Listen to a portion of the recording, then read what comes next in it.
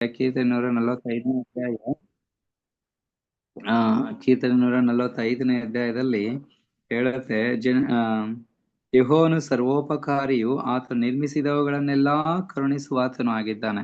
Not only human beings, ಮನುಷ್ಯರನ್ನಷ್ಟೇ ದೇವರು protect ಮಾಡೋದಿಲ್ಲ. ದೇವರು ತಾನು ಏನೇನೆಲ್ಲಾ ನಿರ್ಮಿಸಿದ್ದಾನೋ ಅವುಗಳನ್ನೆಲ್ಲಾನು ಕಾಪಾಡ್ತಾನೆ. ಅದು ಸೂರ್ಯ, ಚಂದ್ರ, ನಕ್ಷತ್ರಗಳಾಗಿರ್ಬಹುದು, ಅಥವಾ ಗಾಳಿ, ಬೆಳಕು, ನೀರು, ವಾತಾವರಣ, ಗಿಡ, ಮರ, ಬೆಳ್ಳಿ, ಪ್ರಾಣಿ, ಪಕ್ಷಿಗಳು ಎಲ್ಲವನ್ನೂ ದೇವ್ರ ಪ್ರೀತಿ ಮಾಡ್ತಾನೆ. ಎಲ್ಲವನ್ನೂ ದೇವ್ರ ಕಾಪಾಡ್ತಾನೆ. ಅಫ್ಕೋರ್ಸ್ ನಾವು ನಂಬಿದ್ದೇವೆ. ಹಾಗೂ ಮನುಷ್ಯರಿಗೆ ರಕ್ಷಣೆ ಮೀನ್ಸ್ ನಿತ್ಯ ಜೀವ ಅನ್ನುವಂಥದ್ದು ಮನುಷ್ಯರಿಗೋಸ್ಕರ ಅನ್ನೋದು ನಮ್ಗೆ ಗೊತ್ತು. ಆದ್ರೆ ಇಲ್ಲಿ ನಾನು ನಿತ್ಯ ಜೀವದ ಬಗ್ಗೆ ಮಾತಾಡ್ತಿಲ್ಲ. ಬದಲಾಗಿ ದೇವರು ತಾನು ಸೃಷ್ಟಿಸಿದ ಎಲ್ಲವುಗಳಲ್ಲಿಯೂ ಆತನು ನೀತಿ ಹಾಗೂ ನ್ಯಾಯವನ್ನ ಆತನು ಹೊಂದಿದ್ದಾನೆ ಅನ್ನುವಂಥದ್ದನ್ನ ನಾನು ಇಲ್ಲಿ ಹೇಳ್ತಾ ಇದ್ದೀನಿ. ಹಾಗೂ ಮನುಷ್ಯರಂತ ನಾವು ನಿತ್ಯ ಜೀವನ ಹೊಂದುವುದಕ್ಕಾಗಿ ತನ್ನ ಪ್ರಾಣವನ್ನ ಕೊಟ್ಟಿರೋದು ಸಹಿತ 100% ಸತ್ಯವಾಗಿದೆ. ಸೊ ಇಲ್ಲಿ ವಚನ ಹೇಳ್ತಾ ಇದೆ, ಯೆಹೋವನೇ, ನಿನ್ನ ಸೃಷ್ಟಿಯೆಲ್ಲವೂ ನಿನ್ನನ್ನು ಸ್ತುತಿಸುವುದು, ನಿನ್ನ ಭಕ್ತರು ನಿನ್ನನ್ನು ಕೊಂಡಾಡುವರು.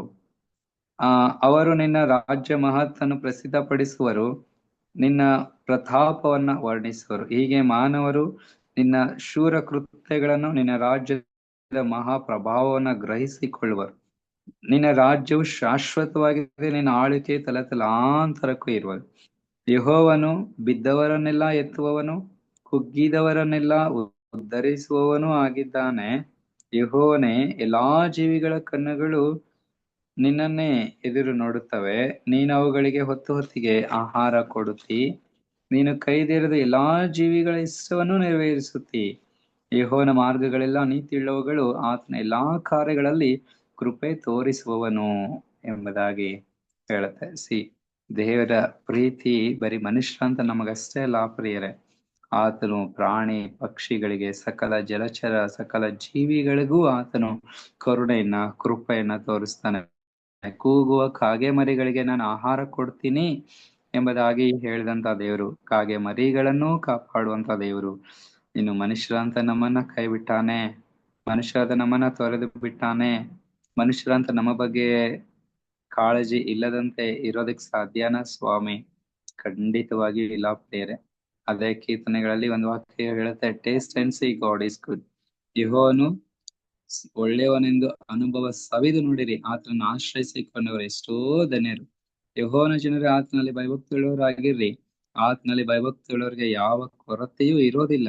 ಪ್ರಾಯದ ಸಿಂಹಗಳಾದ್ರೂ ಹೊಟ್ಟೆಗಿಲ್ಲದೆ ಹಸಿದವಾದ್ರೆ ಯೆಹೋವನ ಸನ್ನಿಧಿಯಲ್ಲಿ ಬೇಡಿಕೊಳ್ಳೋರಿಗೆ ಯಾವ ಮೇಲಿಗೂ ಕಡಿಮೆ ಇಲ್ಲ ಎಂಬುದಾಗಿ ದೇವರು ಹೇಳುತ್ತೆ.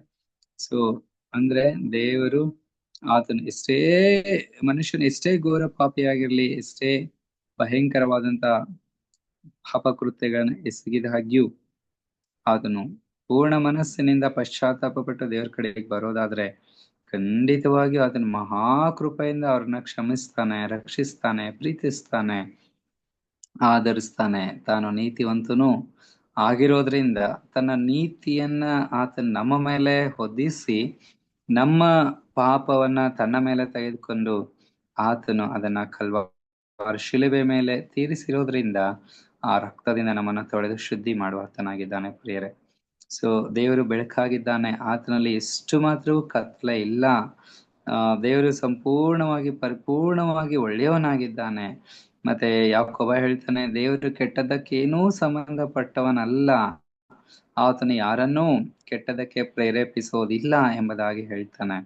ಸೊ ಎಲ್ಲಾ ವಚನಗಳು ದೇವರು ಏನಾಗಿದ್ದಾನೆ, ಆತನ ಸ್ವರೂಪ ಎಂತದ್ದಾಗಿದೆ, ಆತನ ಕ್ಯಾರೆಕ್ಟರ್ ಏನಾಗಿದೆ, ಆತನ ಗುಣ ಸ್ವಭಾವ ಏನಾಗಿದೆ, ಆತನು ಸ್ವಲ್ಪ ಕಾಲ ಒಳ್ಳೆಯವನು ಸ್ವಲ್ಪ ಕಾಲ ಕೆಟ್ಟವನು ಹಾಗಿಲ್ಲ.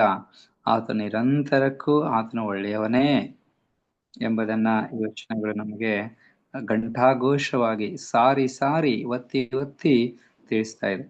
ಸೊ ಇವೆಲ್ಲದರಲ್ಲಿಯೂ ದೇವರ ಒಳ್ಳೆತನ ಹಾಗೂ ಮಹಿಮೆಯು ಪರಸ್ಪರ ಬಿಡಿಸಲಾಗದಷ್ಟು ಸಂಬಂಧ ಹೊಂದಿವೆ. ಮನುಷ್ಯರು ಅಧಿಕಾರ ದುರುಪಯೋಗ ಪಡಿಸ್ಕೊಳ್ತಾರೆ, ಆದ್ರೆ ದೇವರು ಸರ್ವಶಕ್ತನು, ನ್ಯಾಯಯುತವಾಗಿಯೂ ಮತ್ತು ನೀತಿಯಿಂದಲೂ ತಮ್ಮ ಅಧಿಕಾರವನ್ನ ಸ್ವಾಮಿ ಉಪಯೋಗಿಸ್ತಾನೆ. ನೋಡಿ, ದೇವರಿಗೆ ಎಲ್ಲರ ಮೇಲೇನೂ ಆತ ನೀತಿವಂತನಾಗಿ ಅಥವಾ ಎಲ್ಲರ ಮೇಲೆ ಕರುಣೆ ತೋರಿಸಿ ನ್ಯಾಯವಾದದನ್ನೇ ಮಾಡ್ಬೇಕು ಅಂತ ಹೇಳಿ ದೇವರನ್ನ ದೇವರಿಗೆ ಹಾಗೆ ಮಾಡೋದಕ್ಕೆ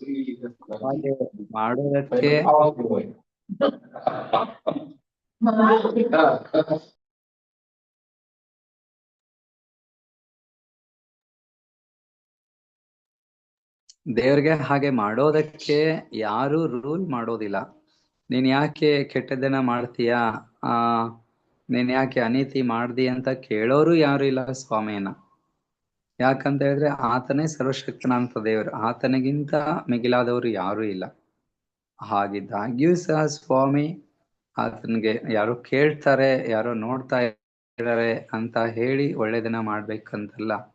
ಆತನ ಸ್ವಭಾವತಃ ಒಳ್ಳೆಯವನಾಗಿದ್ದಾನೆ, ನೀತಿವಂತನಾಗಿದ್ದಾನೆ, ಒಳ್ಳೆಯದನ್ನೇ ಸ್ವಾಮಿ ಮಾಡ್ತಾನೆ. ಸೊ ಹೀಗಿರೋದ್ರಿಂದ ಈ ಲೋಕದಲ್ಲಿ ಈ ವಿಚಾರವನ್ನ ಓದುತ್ತಾ ಇರುವಂತ ಕೇಳ್ತಾ ಇರುವಂತ ನಾನು ನೀವುಗಳು ಇದನ್ನ ಬರೀ ಓದಿ ಕೇಳಿ ಅಲ್ಲಿಗೆ ನಿಲ್ಸೋದಲ್ಲ, ಇದನ್ನ ನಾವು ನಮ್ಮ ಜೀವಿತಕ್ಕೆ ಅಳವಡಿಸಿಕೊಂಡು ನಡೆಯೋದಕ್ಕೆ ಈ ವಿಷಯವನ್ನ ನಾವು ಧ್ಯಾನ ಮಾಡ್ಬೇಕಾಗಿದೆ. ಆ ವಿಮೋಚನಾ ಕಾಂಡ ಪುಸ್ತಕದಲ್ಲಿ ಮೋಶೆ ದೇವರಿಗೆ ಕೇಳ್ತಾನೆ, ದೇವರೇ ನಿನ್ನನ್ನ ನೋಡ್ಬೇಕು, ನಿನ್ನನ್ನ ನೋಡ್ಬೇಕು ಅಂತ. ಅವಾಗ ದೇವ್ರು ಹೇಳ್ತಾನೆ, ಮನುಷ್ಯ ನನ್ನನ್ನ ನೋಡಿ ಬದುಕಕ್ ಆಗೋದಿಲ್ಲ. ಆದಾಗ್ಯೂ ನೀ ನನ್ನನ್ನ ನೋಡ್ಬೇಕು ಅಂತ ಬಯಸ್ತಾ ಇದೀಯ, ಸರಿ, ನಾನು ನನ್ನ ಸರ್ವೋತ್ತಮತ್ವವನ್ನ ನಿನ್ನ ಮುಂದೆ ಹಾದು ಹೋಗ ಮಾಡ್ತೇನೆ ಎಂಬುದಾಗಿ ಸ್ವಾಮಿ ಹೇಳ್ತಾರೆ. ಸೊ ಸ್ವಾಮಿ ಮೋಶೆ ಮುಂದೆ ಹಾದು ಹೋಗುವಾಗ ಹೇಗೆ ಹಾದು ಹೋಗ್ತಾರೆ ಅಥವಾ ಮೋಶೆ ಏನನ್ನ ಕಾಣ್ತಾನೆ ಅಂತ ಹೇಳಿದ್ರೆ, ಆತನ ದೇವರ ಸರ್ವತೋಮತ್ವ ಅಂತ ಹೇಳಿದ್ರೆ ಸರ್ವರಲ್ಲಿಯೂ ಸರ್ವದರಲ್ಲಿಯೂ ಎಲ್ಲಾದರಲ್ಲಿಯೂ ಆತನೇ ಶ್ರೇಷ್ಠನಾಗಿದ್ದಾನೆ. ಆತನ ಕ್ಯಾರೆಕ್ಟರ್ ಅದು ಪರ್ಫೆಕ್ಟ್ ಆಗಿದೆ, ಅದರಲ್ಲಿ ಯಾವ ಕುಂದು ಕೊರತೆಗಳಿಲ್ಲ, ಯಾವ ದೋಷವೂ ಇಲ್ಲ. ಅದು ಸ್ಫಟಿಕಕ್ಕಿಂತಲೂ ಸ್ಪಷ್ಟವಾಗಿದೆ, ಶುದ್ಧವಾಗಿದೆ, ಅದು ಪರಿಪೂರ್ಣವಾಗಿದೆ. ಆತನ ನೀತಿ ಅದು ಬಹಳ ಬೆಲೆ ಉಳ್ಳದ್ದಾಗಿದೆ. ಅದನ್ನ ಹೋಲಿಕೆ ಮಾಡೋದಕ್ಕಾಗ್ಲಿ, ಬೆಲೆ ಕಟ್ಟೋದಕ್ಕಾಗ್ಲಿ, ಅದನ್ನ ಕಂಪಾರಿಷನ್ ಮಾಡೋದಕ್ಕಾಗ್ಲಿ ಖಂಡಿತವಾಗಿಯೂ ಸಾಧ್ಯ ಇಲ್ಲ ಪ್ರಿಯ. ಸೊ ಇಂತಹ ಒಳ್ಳೆಯವನು ಸರ್ವೋತ್ತಮನೂ ಆಗಿರುವಂತ ದೇವರು ನಾವು ಆರಾಧಿಸುವಂತ ದೇವರು. ಇದನ್ನ ನಾವು ಫಸ್ಟ್ ನಂಬಬೇಕು, ನಂಬಿ ನಾವು ಅದನ್ನ ಅಂಗೀಕರಿಸ್ಕೋಬೇಕು. ನಂಬಿ ನಾವು ಅದನ್ನ ಅಂಗೀಕರಿಸ್ಕೊಂಡಾಗ ಮಾತ್ರ ಇಲ್ಲೊಂದು ಪ್ರಶ್ನೆ ಕೊಡಲ್ಪಟ್ಟಿದೆ, ಆ ಪ್ರಶ್ನೆಗೆ ನಮ್ಗೆ ಉತ್ತರ ಸಿಗುತ್ತೆ. ಇದನ್ನ ನಂಬಲ್ಲ ಅಂತ ಹೇಳಿದ್ರೆ ಈ ಪ್ರಶ್ನೆಯಾಗೇನೆ ಉಳಿಯುತ್ತೆ. ಪ್ರಶ್ನೆ ಏನಪ್ಪಾ ಅಂತ ಹೇಳಿದ್ರೆ, ಈಗಾಗಲೇ ನಾವು ಕೇಳಿದ್ವಿ ದೇವರು ಒಳ್ಳೆಯವನು, ಒಳ್ಳೆಯದನ್ನೇ ಮಾಡ್ತಾನೆ ಅಂತ.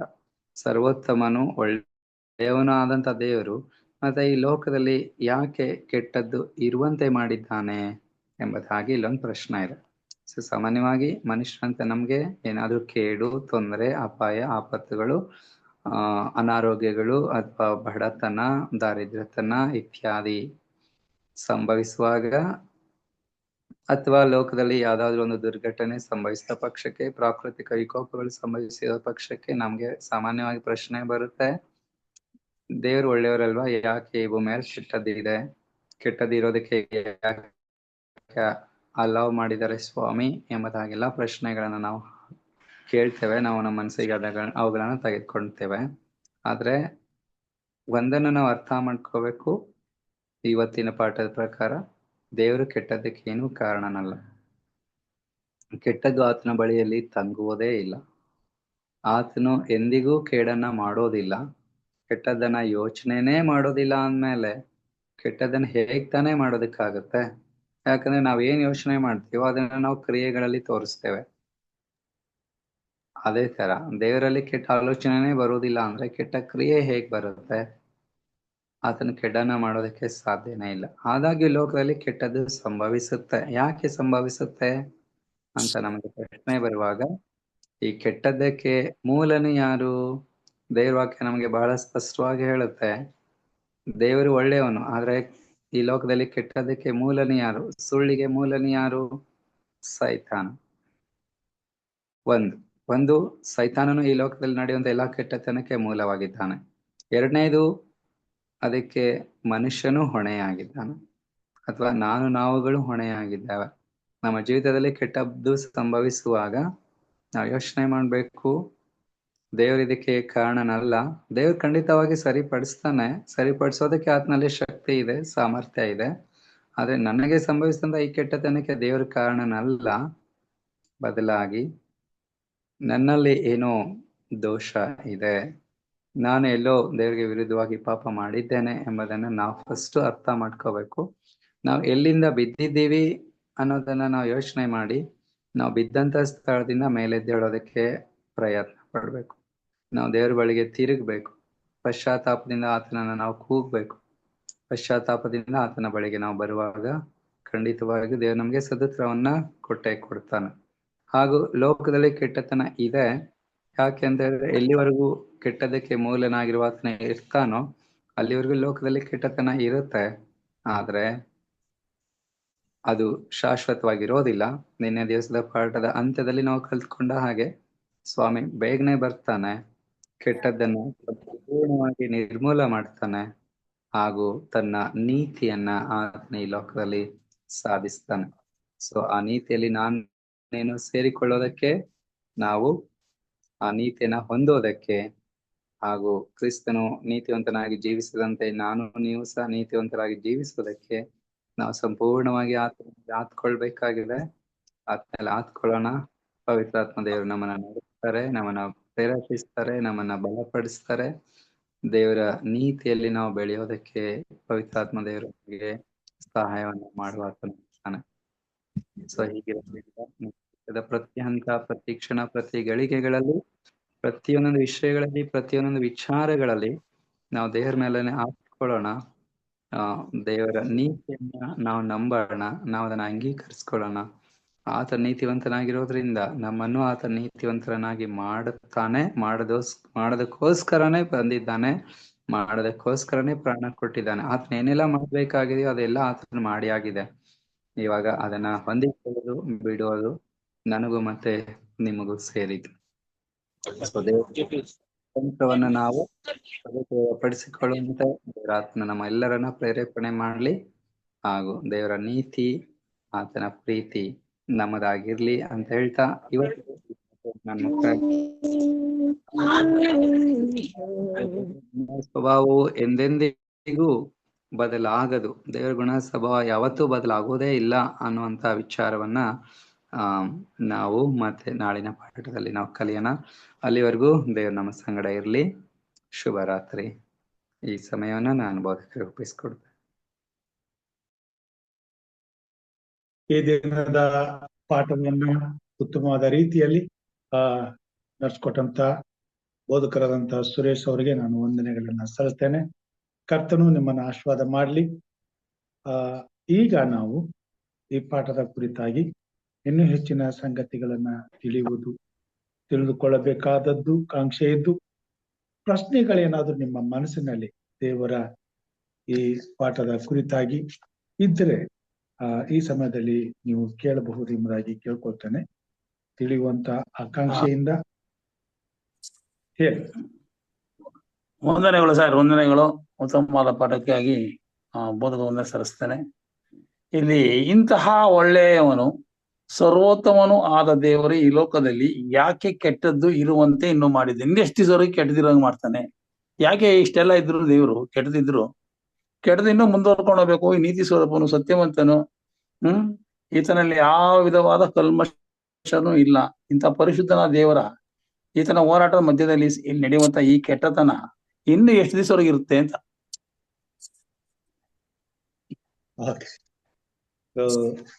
ಉತ್ತರ ಕೊಡಬಲ್ಲವರು ಈ ಪ್ರಶ್ನೆಗೆ ಉತ್ತರ ಕೊಡಬಹುದು. ಇದು ಕೊನೆಯಲ್ಲಿ ಪಾಠದ ಪ್ರಶ್ನೆ ಇದೆ. ಇಂತಹ ಒಳ್ಳೆಯವನು ಸರ್ವೋತ್ತಮನು ಆದ ದೇವರು ಈ ಲೋಕದಲ್ಲಿ ಯಾಕೆ ಕೆಟ್ಟದ್ದು ಇರುವಂತೆ ಮಾಡಿದ್ದಾನೆ? ಇದು ತಾನೇ ನಾವು ಅರ್ಥ ಮಾಡ್ಕೋಬೇಕಾದಂತ ವಿಚಾರಗಳೇನಾದ್ರು ಇದ್ರೆ ತಿಳಿಸ್ಬೇಕೆಂಬುದಕ್ಕೆ ಕೇಳ್ಕೊಳ್ತೇನೆ. ಸೊ ಇವತ್ತಿನ ಪಾಠದಲ್ಲಿ ಹೇಳ್ತಾರೆ ಯಾರಾದ್ರೂ? ಪಾಸ್ಟರ್ ಸುರೇಶ್ ಅವರು ಉತ್ತಮವಾದಂತ ರೀತಿಯಲ್ಲಿ ಇವತ್ತಿನ ಪಾಠವನ್ನ ನಡೆಸ್ಕೊಟ್ಟಿದ್ದಾರೆ.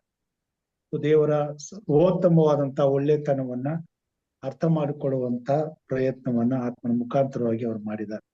ನಿಶ್ಚಯಕ್ಕೂ ಯೆಹೋವನು ಒಳ್ಳೆಯವನು, ಆತನ ಕೃಪೆಯು ಶಾಶ್ವತವಾದದ್ದು. ಅದನ್ನ ಆತನನ್ನ ಪ್ರೀತಿಸುವಂತ ನಮ್ಮೆಲ್ಲರಿಗೂ ಅನುಭವದಿಂದ ನಾವು ಆತನನ್ನ ಅರ್ಥ ಮಾಡಿಕೊಂಡಿದ್ದೇವೆ. ಹೀಗಿರುವುದರಿಂದಾನೇ ನಾವು ಆತನನ್ನ ಪ್ರೀತಿ ಮಾಡ್ತಾ ಇದ್ದೇವೆ. ದೇವರ ಸನ್ನಿಧಾನದಲ್ಲಿ ಆತನ ಬಳಿಗೆ ನಾವು ಬರ್ತಾ ಇದ್ದೇವೆ, ಪ್ರಾರ್ಥಿಸ್ತೇವೆ, ಆರಾಧನೆ ಮಾಡ್ತೇವೆ. ಆ ದೇವರ ವಾಕ್ಯಗಳ ಮೇಲೆ ನಂಬಿಕೆ ಇಟ್ಟು ಆ ವಾಕ್ಯಗಳಿಗೆ ಅನುಗುಣವಾಗಿ ಬದುಕುವಂತ ಒಂದು ಪ್ರಯತ್ನವನ್ನ ನಾವು ಮಾಡ್ತಾ ಇದ್ದೇವೆ. ಆದ್ರೆ ಈ ವಿಷಯದಲ್ಲಿ, ಈ ಲೋಕದಲ್ಲಿ ನಡೆಯುವಂತ ಕೆಟ್ಟತನಕ್ಕೆ ವಿಚಾರಕ್ಕೆ ಬಂದಾಗ ಇದನ್ನ ದೇವರು ಯಾಕೆ ಅನುಮತಿಸಿದ್ದಾನೆ ಅನ್ನುವಂತ ಪ್ರಶ್ನೆ ಮೊದಲಿನಿಂದಲೂ ಕೊನೆಯವರೆಗೂ ಇರುವಂತದ್ದಾಗಿದೆ ಮತ್ತು ಪ್ರತಿಯೊಬ್ಬರ ಮನಸ್ಸಿನಲ್ಲಿಯೂ ಬರುವಂತದ್ದಾಗಿದೆ. ದೇವರು ಎಲ್ಲವನ್ನ ಸೃಷ್ಟಿ ಮಾಡಿ ಕೆಟ್ಟತನಕ್ಕೆ ಯಾಕಪ್ಪ ದಾರಿ ಮಾಡಿಕೊಟ್ಟ? ಇದು ಮರ್ಮನೆ. ಈ ವಿಷಯ ಮರ್ಮನೆ.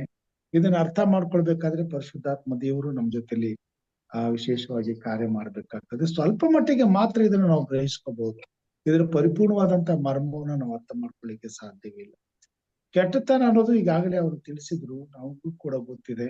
ಇದು ಸೃಷ್ಟಿ ಆದದೇ ಪರಲೋಕದಲ್ಲಿ, ಇದು ಸೈತಾನನಿಂದ ಬಂದದ್ದು. ಸೊ ಸೈತಾನನಿಗೆ ಒಂದು ಅವಕಾಶವನ್ನ ಈ ಲೋಕದಲ್ಲಿ ದೇವರು ಒಂದು ಅವಕಾಶವನ್ನು ಕೊಟ್ಟು ಆತನಿಗೆ ಒಂದು ಸಮಯವನ್ನ ನಿಗದಿಪಡಿಸೋದ್ರಿಂದ ಸೈತಾನನು ಮೂಲತಃ ಆತನು ಸ್ವತಃ ಸಂಪೂರ್ಣವಾಗಿ ಕೆಟ್ಟು ಹೋಗಿರುವುದನ್ನು ಮತ್ತು ಆತನ ಎಲ್ಲಾ ಕೆಟ್ಟತನವನ್ನು ಈ ಭೂಮಿ ಮೇಲಿರ್ತಕ್ಕಂಥ ಪ್ರತಿಯೊಬ್ಬ ಮಾನವನ ಹೃದಯದಲ್ಲಿ ಬಿತ್ತಿ ಬೆಳೆಸುತ್ತಿರುವುದರಿಂದ ಮತ್ತು ಈ ಲೋಕ ಇರುವವರೆಗೂ ಈ ಕೆಟ್ಟತನದಲ್ಲಿ ಆತನು ಲೋಕವನ್ನ ಮರಳುಗೊಳಿಸಿ ನಾಶಪಡಿಸುವಂತ ಒಂದು ಹುನ್ನಾರದಲ್ಲಿದ್ದುಕೊಂಡು ನಿರಂತರವಾಗಿ ಆತನು ಈ ಭೂಮಿ ಮೇಲೆ ಕಾರ್ಯ ಮಾಡ್ತಿರುವುದರಿಂದ ಈ ಕೆಟ್ಟತನ ಈ ಭೂಮಿ ಮೇಲೆ ನಡೀತಾನೆ ಇದೆ. ಆದ್ರೆ ದೇವ್ರು ಯಾಕೆ ಬಿಟ್ಟ ಅಂತ ಹೇಳುವಾಗ ಇದಕ್ಕೆ ಉತ್ತರ, ದೇವರು ತಾನು ಪ್ರೀತಿ ಸ್ವರೂಪಿಯಾಗಿರೋದ್ರಿಂದ ಸೈತಾನನನ್ನ ಸಹಿಸಿಕೊಂಡಿರೋದ್ರಿಂದ ಸೈತಾನನಿಗೂ ತನ್ನ ಪ್ರೀತಿಯ ಒಂದು ಅಪೂರ್ವವಾದಂತ ಅನುಭವದ ಅರ್ಥ ಅವನಿಗೆ ಆಗಬೇಕೆಂಬುದಾಗಿ ಆ ಉದ್ದೇಶದಿಂದ ಅವನಿಗೆ ಅವಕಾಶ ಮಾಡಿಕೊಟ್ಟ ಕಾರಣ ಸೈತಾನನು ದೇವರು ಕೊಟ್ಟಂತ ಈ ಅವಕಾಶವನ್ನ, ದೇವರ ಈ ಪ್ರೀತಿಯನ್ನ ತುಳಿದು ದೇವರ ಚಿತ್ತಕ್ಕೆ ವಿರುದ್ಧವಾಗಿ ನಿಂತು ತನಗೆ ಬರಬೇಕಾದಂತ ಯಾವುದೇ ರೀತಿಯಾದಂತ ಒಂದು ಪರಿಣಾಮವನ್ನ ಎದುರಿಸಲಿಕ್ಕೆ ಸಿದ್ಧವಾಗಿ ತನಗಿರುವಂತ ಒಂದು ಶಕ್ತಿಯನ್ನ ದೇವರ ಚಿತ್ತಕ್ಕೆ ವಿರುದ್ಧವಾಗಿ ಈ ಭೂಮಿ ಮೇಲೆ ನಡೆಸಿ ತಾನು ದೇವರ ಮೇಲೆ ಪ್ರತೀಕಾರವನ್ನ ತೀರ್ಸ್ಕೊಳ್ಳುವಂತ ಒಂದು ಪ್ರಯತ್ನದಲ್ಲಿ ನಿಂತಿರೋದ್ರಿಂದ ಇವತ್ತು ಈ ಕೆಟ್ಟತನ ಈ ಭೂಮಿ ಮೇಲೆ ನಡೀತಾ ಇದೆ. ದೇವರು ಅದನ್ನ ಬಿಟ್ಟಿದ್ದಾನೆ, ಆದ್ರೆ ಅದಕ್ಕೆ ದಂಡನೆ ಇದೆ, ತೀರ್ಪಿದೆ. ಆದರೆ ಆ ತೀರ್ಪು ದಂಡನೆ ಆಗೋ ತನಕ ಈ ಭೂಮಿ ಮೇಲೆ ದೇವರನ್ನ ನಂಬಿ ಪ್ರೀತಿಸುವಂತ, ದೇವರಿಗಾಗಿ ಬದುಕುವಂತ, ದೇವರನ್ನ ಅರ್ಥ ಮಾಡಿಕೊಳ್ಳುವಂತ ಮತ್ತು ಅರ್ಥ ಮಾಡಿಕೊಳ್ಳದೇ ಇರುವಂತ ಜನರ ಮೇಲೆಯೂ ಸೈತಾನ್ಯ ಆಕ್ರಮಣಗಳು ನಡೀತಾನೆ ಇರ್ತದೆ. ಅದಕ್ಕಾಗಿ ಈ ಭೂಮಿ ಮೇಲೆ ಇನ್ನೂ ಕೆಟ್ಟತನ ಇದೆ. ಈ ಲೋಕದ ಅಂತ್ಯದವರೆಗೂ ಇದು ಇರುವಂತದ್ದಾಗಿದೆ. ಇದನ್ನ ನಾವು ಬೇಡ ಅನ್ನಕ್ಕಾಗೋದಿಲ್ಲ. ಯಾಕಂತಂದ್ರೆ ಇದನ್ನ ದೇವರೇ ಅನುಮತಿಸಿದ್ದಾನೆ. ಇದರಲ್ಲಿ ನಾವೆಲ್ಲ ಭಾಗ್ಯಗಳಾಗಿದ್ದೇವೆ. ಇನ್ನೊಂದು ರೀತಿಯಲ್ಲಿ ಅರ್ಥ ಮಾಡ್ಕೊಳ್ಳೋದಾದ್ರೆ ಈ ಕೆಟ್ಟತನಕ್ಕೆ ವಿರುದ್ಧವಾಗಿ ನಾವು ಹೋರಾಟ ಮಾಡಬಹುದು, ಆದರೆ ಈ ಕೆಟ್ಟತನವನ್ನ ನಿಲ್ಲಿಸುವಂತ ಶಕ್ತಿ ನಮ್ಗಿಲ್ಲ. ಹಾಗೆ ಅದು ಮಾತ್ರವಲ್ಲದೆ ಈ ಕೆಟ್ಟತನವನ್ನ ಗೆಲ್ಲುವಂತ ಶಕ್ತಿಯನ್ನು ಅಂತಂದ್ರೆ ಈ ಕೆಟ್ಟತನಕ್ಕೆ ವಿರುದ್ಧವಾಗಿ ನಾವು ಒಳ್ಳೆಯವರಾಗಿ ಬದುಕುವಂತ ಶಕ್ತಿಯನ್ನ ದೇವರು ನಮಗೆ ಕೊಡುವಂತ ದೇವರು ಅಷ್ಟು ಮಾತ್ರ ನಮಗೆ ಮಾಡಬಾರ್ದು. ಸೊ ಕೆಟ್ಟತನ ಏನೇ ನಡೆದ್ರು ಆತನನ್ನ ಪ್ರೀತಿ ಮಾಡುವಂತ ತನ್ನ ಜನರಿಗೆ ತಾನು ಒಳ್ಳೆಯವನಾಗಿರುವುದರಿಂದ ನಾವು ಸಹ ಈ ಭೂಮಿ ಮೇಲೆ ಒಳ್ಳೆತನವನ್ನ ಕಲಿತು ಅರಿತು ಅದರಲ್ಲಿ ನಿಂತುಕೊಳ್ಳುವ ಹಾಗೆ ಮತ್ತು ಒಳ್ಳೆತನವನ್ನ ಈ ಲೋಕದಲ್ಲಿ ನಾವು ಮಾದರಿಯಾಗಿ ಜೀವಿಸುವ ಹಾಗೆ ದೇವರು ನಮಗೆ ಶಕ್ತಿಯನ್ನ, ಬಲವನ್ನ ನೀಡಿ ಆತನ ಪ್ರೀತಿಯನ್ನ ನಮ್ಮ ಮುಖಾಂತರವಾಗಿ ಈ ಲೋಕಕ್ಕೆ ತಿಳಿಸುವಂತ ಒಂದು ಅವಕಾಶವನ್ನ ನಮಗೆ ಕೊಟ್ಟು ಆತನ ಈ ಗುಣ ಸ್ವಭಾವಗಳಲ್ಲಿ ನಾವು ಕೂಡ ಪಾಲ್ಗೊಂಡು ಈ ಭೂಮಿ ಮೇಲೆ ಆತನ ಈ ಪರಿಶುದ್ಧವಾದಂತ ಪ್ರೀತಿಯನ್ನ ಇತರರಿಗೆ ತೋರಿಸುವಂತ ಅವಕಾಶವನ್ನು ನಮಗೆ ಕೊಟ್ಟು ಕೆಟ್ಟತನವನ್ನ ಕೊನೆಯವರೆಗೂ ಈ ಹೋರಾಟದಲ್ಲಿ ನಾವು ಮತ್ತೆ ನಮ್ಮ ಕುಟುಂಬ, ನಮ್ಮ ಮಕ್ಕಳು, ಮುಂದಿನ ಸಂತತಿ ಈ ಲೋಕ ಇರುವ ತನಕ ದೇವರನ್ನ ಪ್ರೀತಿಸುವಂತ ಪ್ರತಿಯೊಬ್ಬರು ಎದುರಿಸಲೇಬೇಕಾಗ್ತದೆ ಮತ್ತು ದೇವರನ್ನ ಆತ್ಕೊಂಡು ಜೀವಿಸ್ಬೇಕಾಗಿದೆ. ಯಾರ್ಯಾರು ದೇವರನ್ನ ಆತ್ಕೊಂಡು ದೇವರ ಈ ಒಂದು ಉನ್ನತವಾದಂತ ಒಳ್ಳೆತನವನ್ನ ಆಶಿಸಿ ಅದಕ್ಕಾಗಿ ಹಂಬಲಿಸಿ ಸೊ ದೇವರ ಭಯಭಕ್ತಿಯಲ್ಲಿ ಜೀವಿಸುತ್ತಾ ಕೆಟ್ಟತನವನ್ನ ಎದುರಿಸಲು ಜಯಿಸಲು ನಿತ್ಯವೂ ದೇವರ ಸನ್ನಿಧಾನದಲ್ಲಿ ಬೇಡ್ಕೊಳ್ತಾರೋ ಖಂಡಿತವಾಗಿ ನಿಶ್ಚಯವಾಗಿ ದೇವರು ಅವ್ರ ಜೊತೆಲಿದ್ದು ಈ ಕೆಟ್ಟತನಕ್ಕೆ ವಿರುದ್ಧವಾಗಿ ಜಯಶಾಲಿಗಳಾಗುವಂತೆ ದೇವರು ಕಾರ್ಯ ಮಾಡ್ತಾನೆ ಮತ್ತು ಈ ಲೋಕದ ಅಂತ್ಯಕ್ಕೆ ಅಜಯ ಸಿಗ್ತದೆ. ಇಷ್ಟು ಮಾತ್ರನ ಈ ಪಾಠದಲ್ಲಿ ನಾವು ಅರ್ಥ ಮಾಡ್ತೀವಿ. ಓಕೆ ಸರ್, ಇನ್ ಸ್ವಲ್ಪ ತಿಳ್ಕೊಬೇಕಿದಿರ್ಲಿ. ನೋಡಿ ಸರ್, ಕೆಟ್ಟತನ ಒಳ್ಳೆತನ ಅಂತ ಗೊತ್ತಾಗಬೇಕಾದ್ರೆ ಕೆಟ್ಟತನ ಇರ್ಲೇಬೇಕು. ಕೆಟ್ಟತನ ಇಲ್ದೇನೆ ಒಳ್ಳೆತನ ಯಾವ್ದು ಹೇಳಕ್ಕಾಗಲ್ಲ. ಈ ಇಡೀ ಲೋಕವೆಲ್ಲ ಒಳ್ಳೆತನ ತಗೊಂಡ್ರೆ ದೇವರು ಪ್ರೀತಿ ಸ್ವರೂಪನು ಸರ್ವದಂತೆ ನಾವು ಅದು ವರ್ಣಿಸಕ್ಕಾಗಲ್ಲ. ಇಲ್ಲಿ ಕೆಟ್ಟತನಕ್ಕೂ ಒಳ್ಳೆತನಕ್ಕೂ ಹೋರಾಟ ಬಂದಾಗ ಮಾತ್ರ ಇಲ್ಲಿ ಒಳ್ಳೆತನ ಯಾವುದು ಅಂತ ಎರಕಿ ಅದನ್ನ ತಿಳ್ಕೊಂಡು ದೇವರ ಗುಣಾಶಯಗಳನ್ನ ಅಳವಡಿಸ್ಕೊಳ್ಳೋದಕ್ಕೆ ಅದು ಮಾರ್ಗವಾಗಿದೆ. ಇನ್ನು ಸೈತಾನ ನಾವು ದೇವರ ಹೋರಾಟ ಮಧ್ಯದಲ್ಲಿ ದೇವರ ನಿಜ ಗುಣ ಏನು ಅಂತ ತಿಳ್ಕೊಳ್ಳೋಕೆ ಸಾಧ್ಯವಾಗಿದೆ. ಇದೊಂದು ಅದಕ್ಕೆ ಕೆಟ್ಟತನ ನಮ್ಮನ್ನ ನಿಜವಾದ ಜ್ಞಾನದಲ್ಲಿ ತುಂಬಿ ದೇವರ ಕಡೆ ತಿರುಕೊಳ್ಳುವ ಮಾರ್ಗವಾಗಿದೆ ಅಂತ ತಿಳ್ಕೋಬಹುದು. ಅಂದ್ರೆ ಕೆಟ್ಟತನ ನಿರಂತರವಾಗಿ ಇರೋದಿಲ್ಲ. 2 ಪೇತ್ರ 3:9 ಯಾವನಾದರೂ ನಾಶವಾಗದೆ ಈ ಎಲ್ಲರೂ ದೇವರ ಇಷ್ಟ ಎಲ್ಲರೂ ತನ್ನ ಕಡೆಗೆ ತಿರುಗಿಕೊಳ್ಳಬೇಕೆಂಬುದು ದೇವರ ಉದ್ದೇಶ, ಅವನ ಅಪೇಕ್ಷೆ ಆಗಿದೆ. ಹೀಗಿರುವಾಗ ನಮ್ಮೆಲ್ಲ ವಿಷಯದಲ್ಲಿ ದೀರ್ಘ ಶಾಂತಿ ಉಳ್ಳವನಾಗಿ ಅವನೇನ್ ಮಾಡ್ತಾ ಇದ್ದಾನೆ, ನಾವು ಒಂದು ದಿನದ ಗೊತ್ತು ಮಾಡಿದೆ ಅಲ್ಲಿವರೆಗೆ ನಾವು ಈ ಕೆಟ್ಟತನ ಇರ್ತದೆ. ಅಲ್ಲಿವರೆಗೆ ನಾವೆಲ್ಲರೂ ಯಾರು ನೀತಿವಂತರಾಗಿ ದಿಕ್ಕಿನ ಕಡೆ ತಿರುಕೊಳ್ಳೋಕೆ ಒಂದು ಮಾರ್ಗ ಇದೆ. ಇದಕ್ಕೆ ಅಂತ್ಯನೂ ಇದೆ.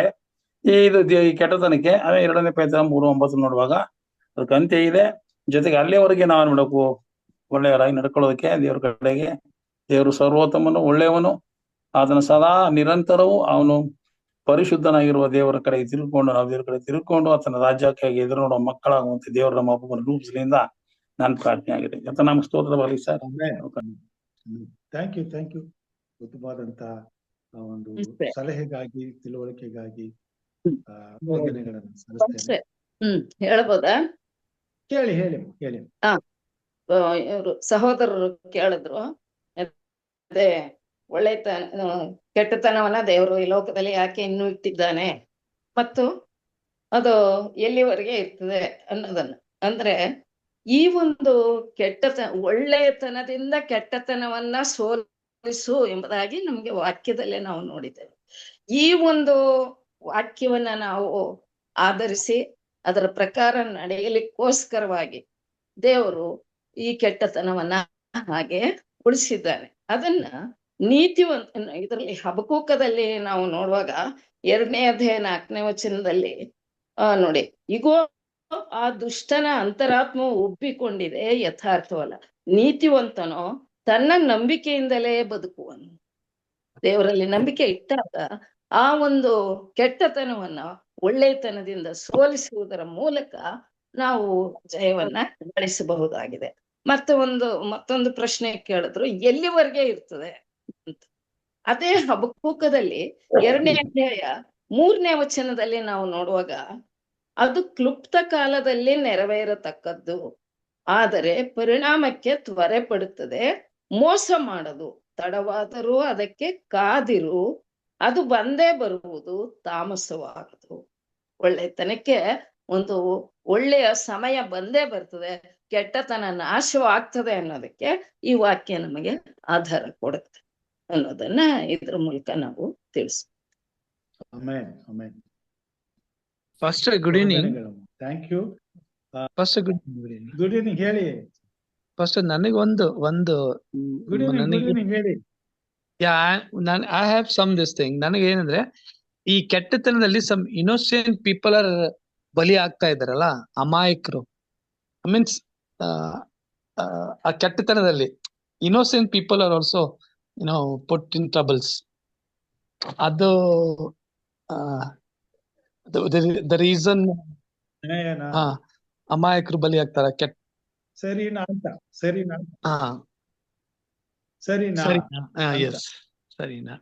ಸೊ ಜಸ್ಟ್ ನನಗೆ ಅದಕ್ಕೆ ಉತ್ತರವಾಗಿ ಯೇಸು ಸ್ವಾಮಿನೇ ನಮಗೆ ಉತ್ತರವನ್ನು ನೀಡಿದ್ದಾನೆ. ಆತನು ಯಜ್ಞದ ಕುರಿಯಾದನು, ಇನ್ನೋಸೆಂಟ್ ಕುರಿಯಾದನು. ಸೊ ಇನ್ನೋಸೆಂಟ್ ಇದ್ದವರು ಖಂಡಿತವಾಗಿ ಬಲಿ ಆಗ್ಲೇಬೇಕು, ಆಗ್ತೀವಿ. ಕಾರಣ ಏನಪ್ಪಾ ಅಂತಂದ್ರೆ ದೇವರಿಗೆ ಇನ್ನೋಸೆನ್ಸ್ ಬೇಕು. ಮುಂದೆ ಇನ್ನೊಂದು ಏನಪ್ಪಾ ಅಂತಂದ್ರೆ ಇದರ ಮುಖಾಂತರವಾಗಿ ದೇವರು ನ್ಯಾಯ ತೀರ್ಪು ಮಾಡೋದಕ್ಕೆ ಸಾಧ್ಯ ಆಗ್ತದೆ ಕೆಟ್ಟತನಕ್ಕೆ. ಅದಕ್ಕಾಗಿಯೇ ದೇವರು ಇನ್ನೋಸೆನ್ಸ್ ನ ಸೃಷ್ಟಿ ಮಾಡಿದ, ಅದಕ್ಕಾಗಿ, ಆ ಕೆಲಸಕ್ಕಾಗಿ. ಅದರಿಂದ ಯಾರನ್ನ ಯಾವ ಕೆಲಸಕ್ಕೆ ದೇವರು ಉಪಯೋಗಿಸೋದಕ್ಕೆ ತಾನು ಉದ್ದೇಶಿಸಿ ಸೃಷ್ಟಿ ಮಾಡಿದಾನೋ ಅವ್ರಿಗೆ ಮಾತ್ರ ಆ ಸ್ಥಾನಕ್ಕೆ ಆ ಜಾಗಕ್ಕೆ ನಡೆಸ್ತಾನೆ. ಅದನ್ನ ಅಂಗೀಕಾರ ಮಾಡ್ಕೊಳ್ಳೋದಕ್ಕೆ ಆ ಆ ಅಂತ ಒಂದು ಘೋರವಾದಂತ ಹಿಂಸೆ, ದುಃಖ, ನೋವು, ಸಂಕಟಗಳನ್ನ ಅನುಭವಿಸೋದಕ್ಕೆ ಇದಿರೋದ್ರಿಂದ ಆಡ್ ಸಮಥಿಂಗ್. ವಿನಯ್ ಸರ್ ಅವ್ರ ಪ್ರಶ್ನೆ ಬಹಳ ಚೆನ್ನಾಗಿದೆ. ಇದು ವಿನಯ್ ಸರ್ ಒಬ್ಬರದೇ ಬರ್ಡನ್ ಇಲ್ಲ ಅಥವಾ ಅವ್ರದಷ್ಟೇ ನೋವಲ್ಲ ಇದು. ಇವತ್ತು ಇದು ಇಡೀ ಪ್ರಪಂಚದಲ್ಲಿ ಬಹಳಷ್ಟು ಜನರು, ಅವ್ರು ಕ್ರೈಸ್ತರು ಅಂತಲ್ಲ ಅಥವಾ ಅನ್ಯ ಜನರು ಆಗಿರ್ಬೋದು, ಅನೇಕರಿಗೆ ಈ ಒಂದು ಪ್ರಶ್ನೆ ಇದೆ. ಇವತ್ತು ದೇವ್ರು ಒಳ್ಳೆಯವರು ಎಲ್ಲ ದೇವರು ಒಳ್ಳೆಯವರಾಗಿದ್ಮೇಲೆ ಇಲ್ಲಿ ಈ ಲೋಕದಲ್ಲಿ ಯಾಕೆ ಇನ್ನೋಸೆಂಟ್ ಪೀಪಲ್ ಸಫರ್ ಆಗ್ತಿದ್ದಾರೆ ಅಂತ ಈ ವಿಷಯಕ್ಕೆ ನಾವು ಎಕ್ಸಾಕ್ಟ್ ಆಗಿ ಇದೆ ಎಂಬುದಾಗಿ ಹೇಳಕ್ ಆಗೋದಿಲ್ಲ. ಆದ್ರೆ ದೇವರು ಸಕಾಲವನ್ನ ತಿಳಿದಿದ್ದಾರೆ. ತಕ್ಕ ಸಮಯಕ್ಕೆ ದೇವರು ಉತ್ತರ ಕೊಡ್ತಾರೆ. ಈಗ ಇನ್ನೋಸೆನ್ಸ್ಗೆ ನಾವು ಎಕ್ಸಾಂಪಲ್ ಆಗಿ ಜೋಬ್ ಲೈಫ್ ನ ನಾವು ನೋಡ್ಬೋದು. ಜೋಬ್ ಲೈಫ್ ಸ್ಟೋರಿ ನಮ್ಗೆ ಬಹಳ ದೊಡ್ಡ ಪಾಠವನ್ನ ತಿಳಿಸ್ಕೊಟ್ಟಿದೆ. ಯೋಬನ್ಗೆ ಏನ್ ನಡೀತಾ ಇದೆ ಗೊತ್ತಿಲ್ಲ, but still he was suffering. ಆದ್ರೆ ಆತನ ಇನ್ನೋಸೆಂಟ್ ಆಗಿದ್ದ ಈ ಸಫರಿಂಗ್ ಅಲ್ಲೂ ಸಹಿತ ಆತನು ಆ ಇನ್ನೋಸೆನ್ಸ್ ನ ಬಿಟ್ಟಿಲ್ಲ. But what was the result finally? What he received? ಆತನ ಏನೆಲ್ಲ ಕಳ್ಕೊಂಡ್ನೋ ಅದಕ್ಕೆ ಡಬಲ್ ಆಗಿ ಆತನ ವಾಪಸ್ ಪಡ್ಕೊಂಡ. ಸೊ ಹಾಗೆ ಲೋಕದಲ್ಲಿ ಇನ್ನೋಸೆನ್ಸ್ ಮೇಲೆ ಸೈತಾನ ಅಥವಾ ಸೈತಾನನ ಮಕ್ಕಳು ಅಥವಾ ಲೋಕ ಯಾವಾಗಲೂ ದೊರೆತನ ಮಾಡ್ತಾನೆ ಇರುತ್ತೆ. ಅದರಿಂದ ಬಿಡಿಸ್ತಾನೆ ಒಂದು. ಎರಡನೇದು, ಯೋಬನಿಗೆ ಅಷ್ಟೆಲ್ಲ ಸಮಸ್ಯೆ ಕಷ್ಟಗಳು ಬಂದ್ರೂ ಸಹಿತ ದೇವರಾತನ ಪ್ರಾಣವನ್ನ ರಕ್ಷಿಸಿದ. ಹಾಗೆ ದೇವರು ಇನ್ನೋಸೆನ್ಸ್ ನ ರಕ್ಷಿಸ್ತಾನೆ. ಒಂದ್ ವೇಳೆ ಅವ್ರ ಪ್ರಾಣ ಹೋದ್ರೂ ಪರವಾಗಿಲ್ಲ, ಅವರು ಆ ಸತ್ಯದಲ್ಲಿ ನಿಂತ್ಕೊಂಡ ಪಕ್ಷಕ್ಕೆ ಈ ಲೋಕದಲ್ಲಿ ಹೇಗಿದ್ರು ಎಷ್ಟು ವರ್ಷ ಇದ್ರು ಒಂದಲ್ಲ ಒಂದು ದಿವಸ ವ್ಯಕ್ತಿ ಸಾಯ್ಲೇಬೇಕು, ಸಾಯ್ತಾನೆ. ಆದ್ರೆ ಸ್ವಾಮಿ ಬರುವಾಗ ಪುನರುಜ್ಜೀವನವನ್ನ ಅಥವಾ ಪುನರುತ್ಥಾನವನ್ನ ಹೊಂದೋದಿದೆ ಅಲ್ಲ, ಅದೇ ನಿಜವಾಗ್ಲೂ ಏನು ಭಾಗ್ಯಕರವಾದದ್ದು. ಇದಕ್ಕೆ ಇನ್ನೊಂದು ಬೆಸ್ಟ್ ಎಕ್ಸಾಂಪಲ್ ಅಂದ್ರೆ ನಾವು ಡ್ಯಾನಿಯಲ್ ಪುಸ್ತಕದಲ್ಲಿ ಶಾದ್ರಕ್ ಮೆಷಕ್ ಅಬೇದ್ನಿಗೋ ಸ್ಟೋರಿನ ನಾವು ನೋಡ್ಬೋದು. They were very innocent and they were very obedient and ತುಂಬಾ ಒಳ್ಳೆಯವರಾಗಿದ್ರು, ವಿಧೇಯರಾಗಿದ್ರು. ದೇವರನ್ನೇ ಫಾಲೋ ಮಾಡ್ಬೇಕು. ಇಲ್ಲ ನೀವು ಸಾಯ್ತೀರಾ ಪರವಾಗಿಲ್ಲ, ನಾವು ಸತ್ರು ಚಿಂತೆ ಇಲ್ಲ, ದೇವರಿಗೆ ಚಿತ್ತ ಇದ್ರೆ ನಮ್ಮನ್ನ ರಕ್ಷಿಸ್ತಾನೆ. ಚಿತ್ತ ಇಲ್ಲ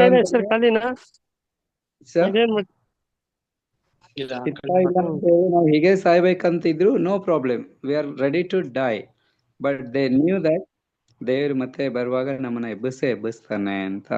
ಸೊ ನಿಜ ವಿನಯ್ ಸರ್ ಹೇಳಿದ ಹಾಗೆ ಲೋಕದಲ್ಲಿ ತುಂಬಾ ಜನ ಇನ್ನೋಸೆಂಟ್ ಆಗಿ ಸಫರಿಂಗ್ ಅನುಭವಿಸ್ತಾ ಇದ್ದಾರೆ, ತುಂಬಾ ಸಮಸ್ಯೆ ಸಂಕಟಗಳನ್ನ ಎದುರಿಸ್ತಾ ಇದ್ದಾರೆ. But still we have to believe that ದೇವ್ರು ಇದ್ದಾರೆ ಅವ್ರ ಜೊತೆಗೆ, ದೇವ್ರು ನಡೆಸ್ತಾರೆ, ದೇವ್ರು ಸಂರಕ್ಷಿಸ್ತಾರೆ, ಪುನರುತ್ಥಾನದಲ್ಲಿ ಅವ್ರು ಸೇರ್ಕೊಳ್ತಾರೆ. ಅದೇ ಭಾಗ್ಯಕರವಾದಂತ ನಿರೀಕ್ಷೆ. ಇನ್ನು ಉತ್ತಮವಾಗಿ ಹೇಳ್ಬೋದು. ಈಗ ಅದೆಲ್ಲ ಸುತ್ತಿ ಬಳಸಕ್ಕಿಂತ ಎಕ್ಸಾಂಪಲ್ ಇನ್ನೋಸೆಂಟ್ ಅಂದ್ರೆ ಜೀಸಸ್ ಗಿಂತ ಇನ್ನೋಸೆಂಟ್ ಈ ಭೂಮಿ ಮೇಲೆ ಯಾರು ಇಲ್ಲ. ಜೀಸಸ್ ಗಿಂತ ಪಾಪರಹಿತನಾಗಿ ಜೀವಿಸ್ತವನು ಯಾರು ಇಲ್ಲ. ಹೀಗಿರುವಾಗ ಇದು ಎಕ್ಸಾಂಪಲ್ ಕೊಡಲ್ಪಟ್ಟಿದೆ. ಆತನು ಕೆಟ್ಟದನ್ನ ದ್ವೇಷಿಸಿ ಒಳ್ಳೆಯದಕ್ಕಾಗಿ ಕೆಟ್ಟತನವನ್ನು ಒಳ್ಳೆಯತನದಿಂದ ತೆಗೆದು ಹಾಕುವುದಕ್ಕೆ ಹೋರಾಟ ಮಾಡುವಾಗ ಅವನ್ ಪಟ್ಟಂತ ಕಷ್ಟಗಳು ಅವನಿಗೆಲ್ಲ ಗೊತ್ತಿದೆ. ಕಡೆಗೆ ಸಿಲುಮೆ ಮೇಲೆ ಕೂಡ ಹೋದಾಗಲೂ ಸಹ ಒಳ್ಳೆತನದಲ್ಲಿಯೇ ಕೆಟ್ಟತನ ಸೋಲಿಸಲು ಪ್ರಯತ್ನ ಪಟ್ಟಾಗ ಆತನ ಮರಣದಂಡನೆಯನ್ನು ಅನುಭವಿಸುವಂತಹ ಸ್ಥಿತಿ ಬಂದಾಗಲೂ ಕೂಡ ಅವನ್ ತನ್ನ ಒಳ್ಳೆತನ ಬಿಡ್ಲಿಲ್ಲ. ಇದೇನಪ್ಪ ನಮ್ಮ ಸೂತಂದ್ರೆ ದೇವರ ನಿಜವಾದ ಒಳ್ಳೆತನ ನಮ್ಮನ್ನ ಯಾವಾಗಲೂ ಸಹ ನಿತ್ಯ ರಾಜ್ಯಕ್ಕೆ ಸೇರಿಸುವ ಮಾರ್ಗವನ್ನು ತರುವಂತದ್ದಾಗಿದೆ. ಇವತ್ತು ನಾವು ಕೂಡ ಇನ್ನೋಸೆಂಟ್ ಇದ್ದ ಲೋಕದಲ್ಲಿ ಯಾವನೂ ಇಲ್ಲ, ದೇವರೊಬ್ಬನೇ ಇನ್ನೋಸೆಂಟ್, ಯೇಸು ಕ್ರಿಸ್ತನೇ ಇನ್ನೋಸೆಂಟ್. ಅವನ್ ನಮಗೆ ಮಾದರಿ ಇರುವಾಗ ಅದನ್ನ ನೋಡಿ ಆ ಮಾದರಿಯ ಪ್ರಕಾರವಾಗಿ ನಾವು ಒಳ್ಳೆತನವನ್ನ ಕೆಟ್ಟತನವನ್ನ ಒಳ್ಳೆತನದಿಂದ ಸೋಲಿಸಲು ಪ್ರಯತ್ನ ಪಡುವಾಗ ನಮಗೆ ಕಷ್ಟ ಸಂಕಟಗಳು ಮೇಲೆ ಬಂದೇ ಬರ್ತದೆ. ಅದೆಲ್ಲ ಸಹಿಸಿಕೊಂಡು ನಾವು ಹೋರಾಟ ಮಾಡಬೇಕಾಗಿದೆ. Okay sir, thank you. ಚರ್ಚೆಗಾಗಿ ಎಲ್ಲರಿಗೂ ವಂದನೆಗಳನ್ನ ಸಲ್ಲಿಸ್ತೇನೆ. ದೇವರು ನಮ್ಮನ್ನ ಆಶೀರ್ವಾದ ಮಾಡಲಿ. ಆ ಪಾಠವನ್ನ ಉತ್ತಮವಾದ ರೀತಿ ನಡೆಸ್ಕೊಟ್ಟಂತ ಬೋಧಕರಂತ ಸುರೇಶ್ ಅವರಿಗೆ ವಂದನೆಗಳನ್ನ ಸಲ್ಲಿಸ್ತೇನೆ. ಈಗ ನಾವು ಪ್ರಾರ್ಥನೆ ವಿಜ್ಞಾಪನೆಗಳಿಗೆ ಹೋಗೋಣ. ನಮ್ಮ ಮಧ್ಯದಲ್ಲಿ ಹಿರಿಯರಾದಂತ ಹೇಮಲತಾ ಭಕ್ತರಾಜಮ್ ಅವರಿದ್ದಾರೆ. ಅವರು ನಮ್ಮನ್ನ ಪ್ರಾರ್ಥನೆ ನಡೆಸ್ಕೊಡ್ಬೇಕೆಂದು ಕೇಳ್ಕೊಳ್ತೇನೆ. ಅನೇಕ ಪ್ರಾರ್ಥನೆ ವಿಜ್ಞಾಪನೆಗಳಿವೆ, ಆದ್ರೆ ದಯಮಾಡಿ ನೋಟ್ ಮಾಡ್ಕೊಳ್ಳಿ. ಮತ್ತೆ ಯಾರ್ದಾದ್ರೂ ಪ್ರಾರ್ಥನೆ ವಿಜ್ಞಾಪನೆಗಳಿದ್ರೆ ಬಿಟ್ರೆ ದಯಮಾಡಿ ನೀವು ಅದನ್ನ ತಿಳಿಸ್ಬೇಕೆಂಬುದಾಗಿ ಕೇಳ್ಕೊಳ್ತೇನೆ.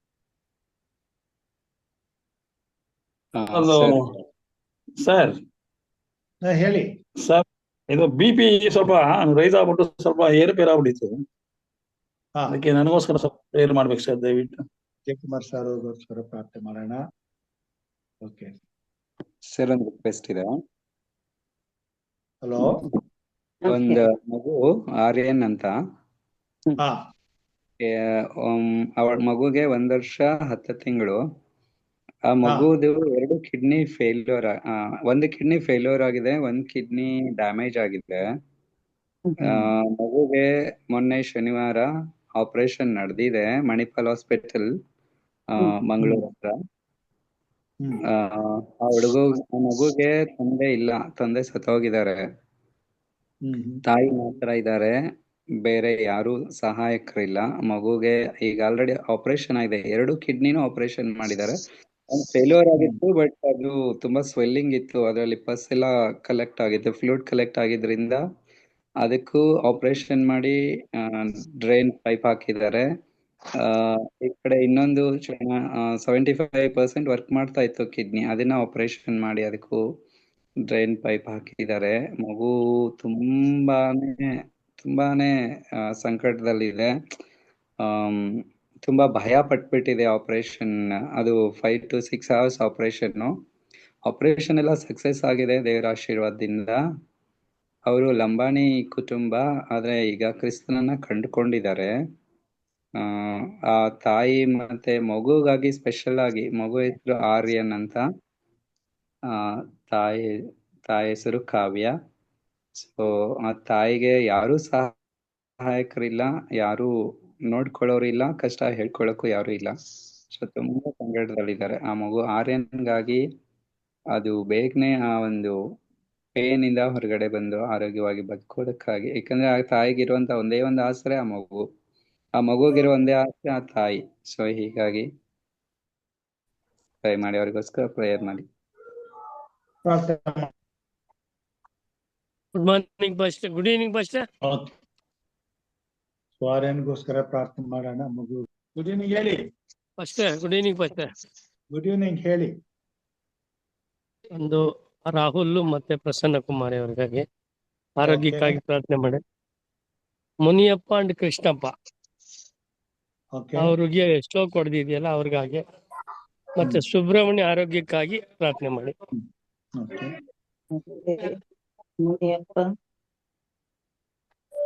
ಕೃಷ್ಣಪ್ಪ ನೋಟ್ ಮಾಡ್ಕೊತಾ ಇದ್ದೀರಾ?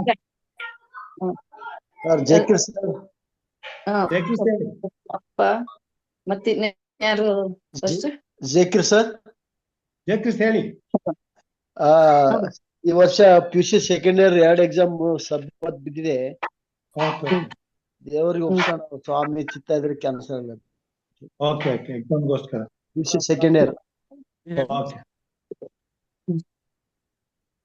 ಓಕೆ ವಿನಾಯಕ್ ವಿಕ್ರಮ್ ಕುಲ್ಕರ್ನಿ ಸ್ವಲ್ಪ ಪ್ರೇಯರ್ ಮಾಡಿ ಫಾರ್ ದರ್ ಹೆಲ್ತ್.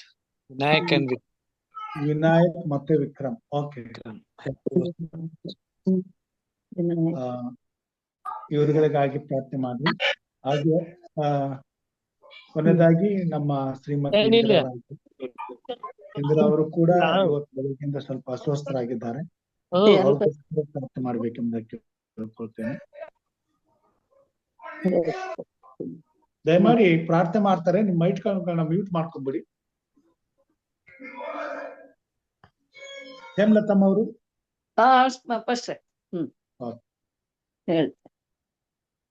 ಇಷ್ಟು ವಿಷಯಗಳನ್ನ, ಜೊತೆಗೆ ಶ್ಯಾಮಲಮ್ಮ, ಅಂಜನಮ್ಮ ಇವರನ್ನ ಸೇರಿಸ್ಕೊಳ್ಳಿ. ಮತ್ತು ಅಂಜನ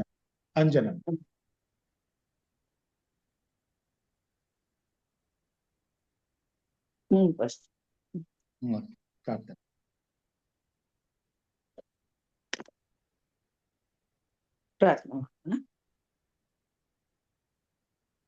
ಪರಿಶುದ್ಧನಾದ ಸ್ವಾಮಿ, ಈ ಸಂಜೆ ವೇಳೆಯಲ್ಲಿ ನಿನ್ನ ಪಾದ ಸನ್ನಿಧಿಯಲ್ಲಿ ನಾವು ಕೂಡಿ ಬಂದೆವು ಅಪ್ಪ ತಂದೆ. ನಿನ್ನ ವಾಕ್ಯಗಳ ಮೂಲಕ ನಮ್ಮನ್ನ ನೀನು ಸಂತೈಸಿ. ಹೌದು ಸ್ವಾಮಿ, ನೀನು ಬಹಳವಾಗಿ ಎಲ್ಲರನ್ನ ಪ್ರೀತಿಸುವಾತನು. ಎಲ್ಲ ಕಷ್ಟ ಸಂಕಟಗಳಲ್ಲಿ ಭಾಗಿಯಾಗುವಾತನು ನೀನಾಗಿದ್ದೆ ಸ್ವಾಮಿ. ನಿನ್ನ ಮೂಲಕವಾಗಿಯೇ ನಾವು ಶಾರೀರಿಕ ಆತ್ಮಿಕ ಬೆಳವಣಿಗೆಯಲ್ಲಿ ನಾವು ಇದುವರೆಗೂ ಮುಂದುವರಿಯುತ್ತಾ ಬಂದಿದ್ದೇವೆ ಸ್ವಾಮಿ. ನೀನಿಲ್ಲದೆ ನಾವು ಯಾವುದನ್ನು ಮಾಡ್ಲಿಕ್ಕೆ ಸಾಧ್ಯ ಇಲ್ಲಪ್ಪ. ಅಪ್ಪ ಯೇಸು ರಾಜನೇ, ಎಷ್ಟು ಪ್ರೀತಿ ಸ್ವರೂಪಿಯಾಗಿದ್ದು ನಿನ್ನ ಬಳಿ ಬಂದಂತ ಎಲ್ಲ ಮಕ್ಕಳನ್ನ ನೀನು ಸಮಾಧಾನ ಪಡಿಸುವಾತನಾಗಿದ್ದೆ. ಆದರೂ ಲೋಕದಲ್ಲಿ ಸೈತಾನನು ಅನೇಕ ಶೋಧನೆಗಳನ್ನು ನೀಡುವುದರ ಮೂಲಕ ಕೆಟ್ಟತನವನ್ನ ಲೋಕದಲ್ಲಿ ಇರಿಸಿ ನಾನಾ ರೀತಿಯ ಶೋಧನೆಗಳಿಂದ ನಾವು ಬಲಹೀನರಾಗುವಂತೆ ಮಾಡುವಂತ ಸಂದರ್ಭಗಳನ್ನು ಒದಗಿಸ್ತಾನೆ. ಆದರೆ ನೀತಿವಂತನ ಬಲಯುತವಾದ ಪ್ರಾರ್ಥನೆಯು ಸ್ವಾಮಿ ಎಲ್ಲ ನಂಬಿಕೆಯಿಂದ ಮಾಡಿದಂತ ಪ್ರಾರ್ಥನೆ ಎಲ್ಲ ಸಮಸ್ಯೆಗಳನ್ನು ಎದುರಿಸಿ ಉತ್ತರ ದೊರೆಯುವುದು ಎಂಬುದಾಗಿ ನಾವು ಅನುಭವದಿಂದ ತಿಳ್ಕೊಂಡಂತವರಾಗಿದ್ದೇವೆ ಸ್ವಾಮಿ. ಇದಕ್ಕಾಗಿ ಕೋಟಿ ಸ್ತೋತ್ರಗಳಪ್ಪ ಸ್ವಾಮಿ. ಈ ದಿವಸದಲ್ಲಿ ನಿನ್ನ ಮಗನ ಮುಖಾಂತರವಾಗಿ ನೀನು ನಮಗೆ ದಯಪಾಲಿಸಿ ಕೊಟ್ಟಂತ ಉತ್ತಮವಾದ ವಾಕ್ಯಗಳ ಮೂಲಕ ನಮ್ಮೆಲ್ಲರನ್ನ ಸಂತೈಸಿದ್ದೆ, ಬಲಪಡಿಸಿದ್ದೆ ಸ್ವಾಮಿ. ಹಾಗೂ ಕೆಡುಕರು ಯಾವಾಗಲೂ ಮೆರೆಯುತ್ತಲೇ ಇರ್ತಾರೆ. ಆದರೆ ಸ್ವಾಮಿ, ಹೂವು ಬಾಡಿ ಹೋಗುವುದು, ಹುಲ್ಲು ಒಣಗಿ ಹೋಗುವುದು, ಹೂ ಬಾಡಿ ಹೋಗುವುದು ಎಂಬುದಾಗಿ ನಾವು ತಿಳಿದಿರುವ ಪ್ರಕಾರ ಆ ದುಷ್ಟರು ಕೂಡ ಒಂದು ದಿನದಲ್ಲಿ ನಾಶವಾಗುವಂತ ಕಾಲ ಬರುತ್ತದೆ. ಅದಕ್ಕಾಗಿ ನಾವು ನಂಬಿಕೆಯಿಂದ ಕಾದಿರಬೇಕು ಎಂಬ ಅಂಶವನ್ನ ನಿನ್ನ ಭಕ್ತರ ಮೂಲಕ ನಾವು ಸ್ವಾಮಿ ಈ ದಿನದಲ್ಲಿ ಕಲಿತಿದ್ದೇವೆ. ಆ ಮಗನನ್ನ ಹೆಚ್ಚೆಚ್ಚಾಗಿ ಆಶೀರ್ವದಿಸಿ ಬಲಪಡಿಸಪ್ಪ. ಆ ಮಗನ ತಲಾಂತನ ಇನ್ನೂ ಹೆಚ್ಚಾಗಿ ಪಡಿಸುವಡೆ ಸ್ವಾಮಿ. ಆ ಮಗನ ಮೂಲಕ ಕೊಟ್ಟಂತ ಈ ವಾಕ್ಯ ಸ್ವಾಮಿ ನಿಮಗೆ ಕೋಟಿ ಸ್ತೋತ್ರಗಳು ಸಲ್ಲಿಸ್ತೇವೆ. ಹಾಗೂ ಈ ವೇದಿಕೆಯನ್ನು ಆ ಮಗನಿಗೆ ಒದಗಿಸಿಕೊಟ್ಟಂತ ಪಾಸ್ಟರ್ ರಾಜುರವರಿಗೆ ಕೃತಜ್ಞತೆಗಳನ್ನು ಸಲ್ಲಿಸ್ತೇವೆ ಸ್ವಾಮಿ. ಆ ಮಗನ ಜೀವಿತದಲ್ಲಿ ಸ್ವಾಮಿ ನೀನು ಮಾಡ್ತಿರುವಂತ ಎಲ್ಲ ಅದ್ಭುತ ಕಾರ್ಯಗಳಿಗಾಗಿ ನಿನಗೆ ಸ್ತೋತ್ರ. ಈ ಕಾರ್ಯಕ್ರಮವನ್ನ ಯಶಸ್ವಿಯಾಗಿ ಈಡೇರಿಸಲು ಸತತ ಪ್ರಯತ್ನ ಮಾಡ್ತಿರುವಾಗ ಸ್ವಾಮಿ ಯಾವ ಸೈತಾನನಿಂದ ಬಾರದ ಹಾಗೆ ಆ ಮಗನಿಗೆ ಅದೇ ರೀತಿಯಲ್ಲಿ ಆ ಮಗನ ಕುಟುಂಬದಲ್ಲಿ ಸ್ವಾಮಿ ನೆಮ್ಮದಿ ಶಾಂತಿ ದಯಪಾಲಿಸಿಕೊಡ್ಬೇಕು ಸ್ವಾಮಿ. ಆ ಮಗನಿಗೆ ಆರೋಗ್ಯ ಕೊಡು ಸ್ವಾಮಿ. ಕೊಟ್ಟಿರುವಂತ ಪತ್ನಿ ಜ್ವರ ಜಾಸ್ತಿ ಆಗ್ತದೆ ಇರುವಂತ ಈ ಒಂದು ಅನಾರೋಗ್ಯದಿಂದ ಬಿಡುಗಡೆ ಕೊಡು ಸ್ವಾಮಿ. ತಂದೆ, ಈ ಮಗನು ಎಲ್ಲಾ ಕಾರ್ಯಗಳನ್ನು ನಿರ್ವಹಿಸಬೇಕಾದ್ರೆ ಮನಸ್ಸು ನೆಮ್ಮದಿಯಿಂದ ಇರಬೇಕಿದೆ. ಅದಕ್ಕಾಗಿ ಆ ಮಗನನ್ನ ನೀನು ಸಂತೈಸು. ಮಗಳಿಗೆ ಸಂಪೂರ್ಣ ಸ್ವಸ್ಥತೆಯನ್ನ ನೀಡಿ ಅಪ್ಪ ತಂದೆ ಈ ಮಗನ ಕಾರ್ಯದಲ್ಲಿ ಯಶಸ್ಸನ್ನ ನೀನು ದಯಪಾಲಿಸಿಕೊಡು. ಸುವಾರ್ಥ ಸೇವೆಯು ಲೋಕದ ಕಟ್ಟ ಕಡೆಯವರೆಗೂ ಸಾರಬೇಕಿದೆ ಅಪ್ಪ. ಇದಕ್ಕಾಗಿ ನೀನು ಈ ಬೆಳಗ್ಗೆ ಮತ್ತು ಸಂಜೆ ಎರಡೂ ಸಮಯಗಳಲ್ಲಿ ಈ ಮಗನ ಮುಖಾಂತರವಾಗಿ ಕೊಡುತ್ತಿರುವಂತ ಈ ಒಂದು ವಾಕ್ಯಗಳಿಗಾಗಿ ನಿನಗೆ ಕೋಟಿ ಸ್ತೋತ್ರಗಳನ್ನು ಸಲ್ಲಿಸ್ತೇವಪ್ಪ. ಇನ್ನು ಹೆಚ್ಚಿನ ಜನರು ಸ್ವಾಮಿ ಈ ನಿನ್ನ ಕಾರ್ಯಕ್ರಮದಲ್ಲಿ ಸ್ವಾಮಿ ಪಾಲ್ಗೊಂಡವರಾಗಿ ಆತ್ಮಿಕ ಮನ್ನವನ್ನ ಸ್ವೀಕರಿಸಿ ಸ್ವಾಮಿ ತಮ್ಮ ಜೀವಿತದಲ್ಲಿ ಇರುವಂತ ಎಲ್ಲಾ ರೀತಿಯ ಸಮಸ್ಯೆಗಳಿಂದ ಬಿಡುಗಡೆ ಹೊಂದಲಿಕ್ಕೆ ಅವರಿಗೆ ನನ್ನ ಬಲ ಕೊಡು ಸ್ವಾಮಿ. ಈಗ ಅನೇಕ ಮಕ್ಕಳು ಸ್ವಾಮಿ ನಿನ್ನ ಸನ್ನಿಧಿಯಲ್ಲಿ ತಮ್ಮ ಒಂದು ಬೇಡಿಕೆಗಳನ್ನ ನಂಬಿಕೆಯಿಂದ ಇಟ್ಟಿರುವಾಗ ಅಪ್ಪ ತಂದೆ ದೇವರೇ ನಿನ್ನಲ್ಲಿ ಮೊರೆ ಇಡ್ತಾ ಇದ್ದೇನಪ್ಪ ಸ್ವಾಮಿ. ನಮ್ಮ ಪಾಪಗಳು ಯಾವುದೇ ಕಾರಣಕ್ಕೂ ಸ್ವಾಮಿ ಈ ಒಂದು ಬೇಡಿಕೆಗಳಿಗೆ ಅಡ್ಡಿಯಾಗದ ಹಾಗೆ ಮೊದಲು ನಮ್ಮನ್ನ ಕ್ಷಮಿಸಬೇಕಪ್ಪ. ನಮ್ಮ ಪ್ರಾರ್ಥನೆ ನಿನ್ನ ಸನ್ನಿಧಿಯನ್ನು ಮುಟ್ಟುವಂತಾಗಲಿ ತಂದೆ. ಈ ಪ್ರಾರ್ಥನೆಗಳಿಗೆ ನೀನು ಸದುತ್ತರವನ್ನ ದಯಪಾಲಿಸ್ಬೇಕು ಸ್ವಾಮಿ. ಈ ಒಂದು ಪ್ರಾರ್ಥನಾ ಬೇಡಿಕೆಗಳಲ್ಲಿ ಸ್ವಾಮಿ ಮುಖ್ಯವಾಗಿ ಅಪ್ಪ ತಂದೆಯೇ, ಮಗನು ಆರ್ಯನ್ ಆ ಮಗುವಿಗೋಸ್ಕರವಾಗಿ ಅಪ್ಪ ತಂದೆಯೇ ನಿನ್ನಲ್ಲಿ ಅತ್ಯಂತ ನಮ್ರತೆಯಿಂದ ಬೇಡುವವಳಾಗಿದ್ದೇನಪ್ಪ. ಆ ತಾಯಿ ಮಗಳು ಕಾವ್ಯ, ಆ ಮಗಳಿಗೆ ನಿನ್ನ ಆತ್ಮನ ಬಲಪಡಿಸು. ಹೊಸದಾಗಿ ನಿನ್ನ ಸನ್ನಿಧಿಯಲ್ಲಿ ಬಂದು ನಿನ್ನನ್ನು ನಂಬಿ ಬಂದಿರುವಾಗ ಆ ಮಗಳಿಗೆ ಆಶಾಭಂಗ ಪಡಿಸಬೇಡ ಸ್ವಾಮಿ. ಸಹಾಯ ಹಸ್ತವನ್ನ ಚಾಚು ಸ್ವಾಮಿ. ಆ ಮಗಳನ್ನ ಧೈರ್ಯಗೊಳಿಸಪ್ಪ. ಆ ಮಗುವಿಗೆ ಸ್ವಾಮಿ ನಿನ್ನ ಕರುಣೆಯೇ ಬೇಕು ಸ್ವಾಮಿ. ನಿನ್ನ ಕೃಪೆಯೇ ನನಗೆ ಸಾಕು ಎಂಬುದಾಗಿ ಆ ಮಗಳು ಧೈರ್ಯದಿಂದ ಎಲ್ಲವನ್ನ ಎದುರಿಸುವ ಶಕ್ತಿ ಕೊಡು. ಹಾಗೂ ಆರ್ಥಿಕ ಬೆಂಬಲವನ್ನ ನೀನು ದಯಪಾಲಿಸಿಕೊಡು. ವೈದ್ಯರಿಗೆ ಒಳ್ಳೆ ಮನಸ್ಸನ್ನ ಕೊಟ್ಟು ಆ ಮಗುವಿಗೆ ಉತ್ತಮ ರೀತಿಯ ಚಿಕಿತ್ಸೆ ನೀಡುವಂತ ಹಾಗೆ ನಿನ್ನ ಕೃಪಾಶೀರ್ವಾದ ನೀಡು ಸ್ವಾಮಿ ತಂದೆಯಾದ ದೇವರೇ. ಅದೇ ರೀತಿಯಲ್ಲಿ ಸಹೋದರ ವಿಜಯಕುಮಾರ್ ಅವರಿಗೆ ಬಿಪಿಯಲ್ಲಿ ಸ್ವಾಮಿ ಏರುಪೇರಾಗುವಾಗ ಆ ಮಗನ ಜೀವಿತದಲ್ಲಿ ನೀನು ಸ್ವಾಮಿ ನೆಲೆಯಾಗಿದ್ದು ಆ ಮಗನಿಗೆ ಒಂದು ಸಮಚಿತ್ತವನ್ನ ನೀನು ದಯಪಾಲಿಸು ಸ್ವಾಮಿ. ಯಾವುದೇ ಕಾರಣ ನಿನ್ನನ್ನು ನಂಬಿದ ಮಗನು ಸ್ವಾಮಿ, ನಿನ್ನ ವಾಕ್ಯದಲ್ಲಿ ನೆಲೆಗೊಂಡಿರುವ ಮಗನು ಅಪ್ಪ ತಾಳ್ಮೆಯಿಂದ ತನ್ನ ಎಲ್ಲಾ ಕಾರ್ಯಗಳನ್ನ ನಿರ್ವಹಿಸುವ ಶಕ್ತಿಯನ್ನ ಸಂಯಮವನ್ನ ದಯಪಾಲಿಸಿ ಸ್ವಾಮಿ. ಧೈರ್ಯದಿಂದ ಎಲ್ಲವನ್ನ ಎದುರಿಸುವ ಶಕ್ತಿ ಕೊಡು. ಮಗನಲ್ಲಿ ಇರುವಂತ ಎಲ್ಲಾ ರೀತಿಯ ಯೋಚನೆಗಳಿಂದ ಬಿಡುಗಡೆ ಕೊಟ್ಟು ಸ್ವಾಮಿ ಆ ಮಗನ ಮನಸ್ಸಿಗೆ ಶಾಂತಿ ನೆಮ್ಮದಿಯ ಮೂಲಕ ಆ ಮಗನ ಬಿಪಿಯು ಸಮಸ್ಥಿತಿಗೆ ಬರುವ ಹಾಗೆ ಮತ್ತು ಆ ಮಗನು ನಿನ್ನ ಸೇವೆಯಲ್ಲಿ ತನ್ನನ್ನ ಇನ್ನೂ ಉತ್ತಮ ರೀತಿಯಲ್ಲಿ ತೊಡಗಿಸಿಕೊಳ್ಳುವ ಹಾಗೆ ಆ ಮಗನನ್ನು ನೀನು ಆಶೀರ್ವದಿಸಿ ಬಲಪಡಿಸುವ ಆರೋಗ್ಯ ನೀಡು ಸ್ವಾಮಿ. ಅದೇ ರೀತಿಯಲ್ಲಿ ತಂದೆಯೇ ಸಹೋದರ ಲೋಕೇಶ್ ಅವರ ಕುಟುಂಬದಲ್ಲಿ ರಾಹುಲ್ ಮತ್ತು ಪ್ರಸನ್ನ ಕುಮಾರಿ ಮಕ್ಕಳಿಗೋಸ್ಕರವಾಗಿ ಬೇಡ್ಕೊಳ್ತೇನಪ್ಪ. ಆ ಕುಟುಂಬದ ಅನೇಕ ದಿನಗಳಿಂದ ಇವರು ಈ ಕುಟುಂಬದ ಸದಸ್ಯರುಗಳು ನಾನಾ ರೀತಿಯ ತೊಂದರೆಗಳಿಗೆ ಮತ್ತು ನಾನಾ ರೀತಿಯ ಅನಾರೋಗ್ಯದ ಸಮಸ್ಯೆಗಳಿಗೆ ಸೈತಾನ್ ಶೋಧನೆಗಳಿಂದ ಬಿಡುಗಡೆ ಕೊಡು ಸ್ವಾಮಿ.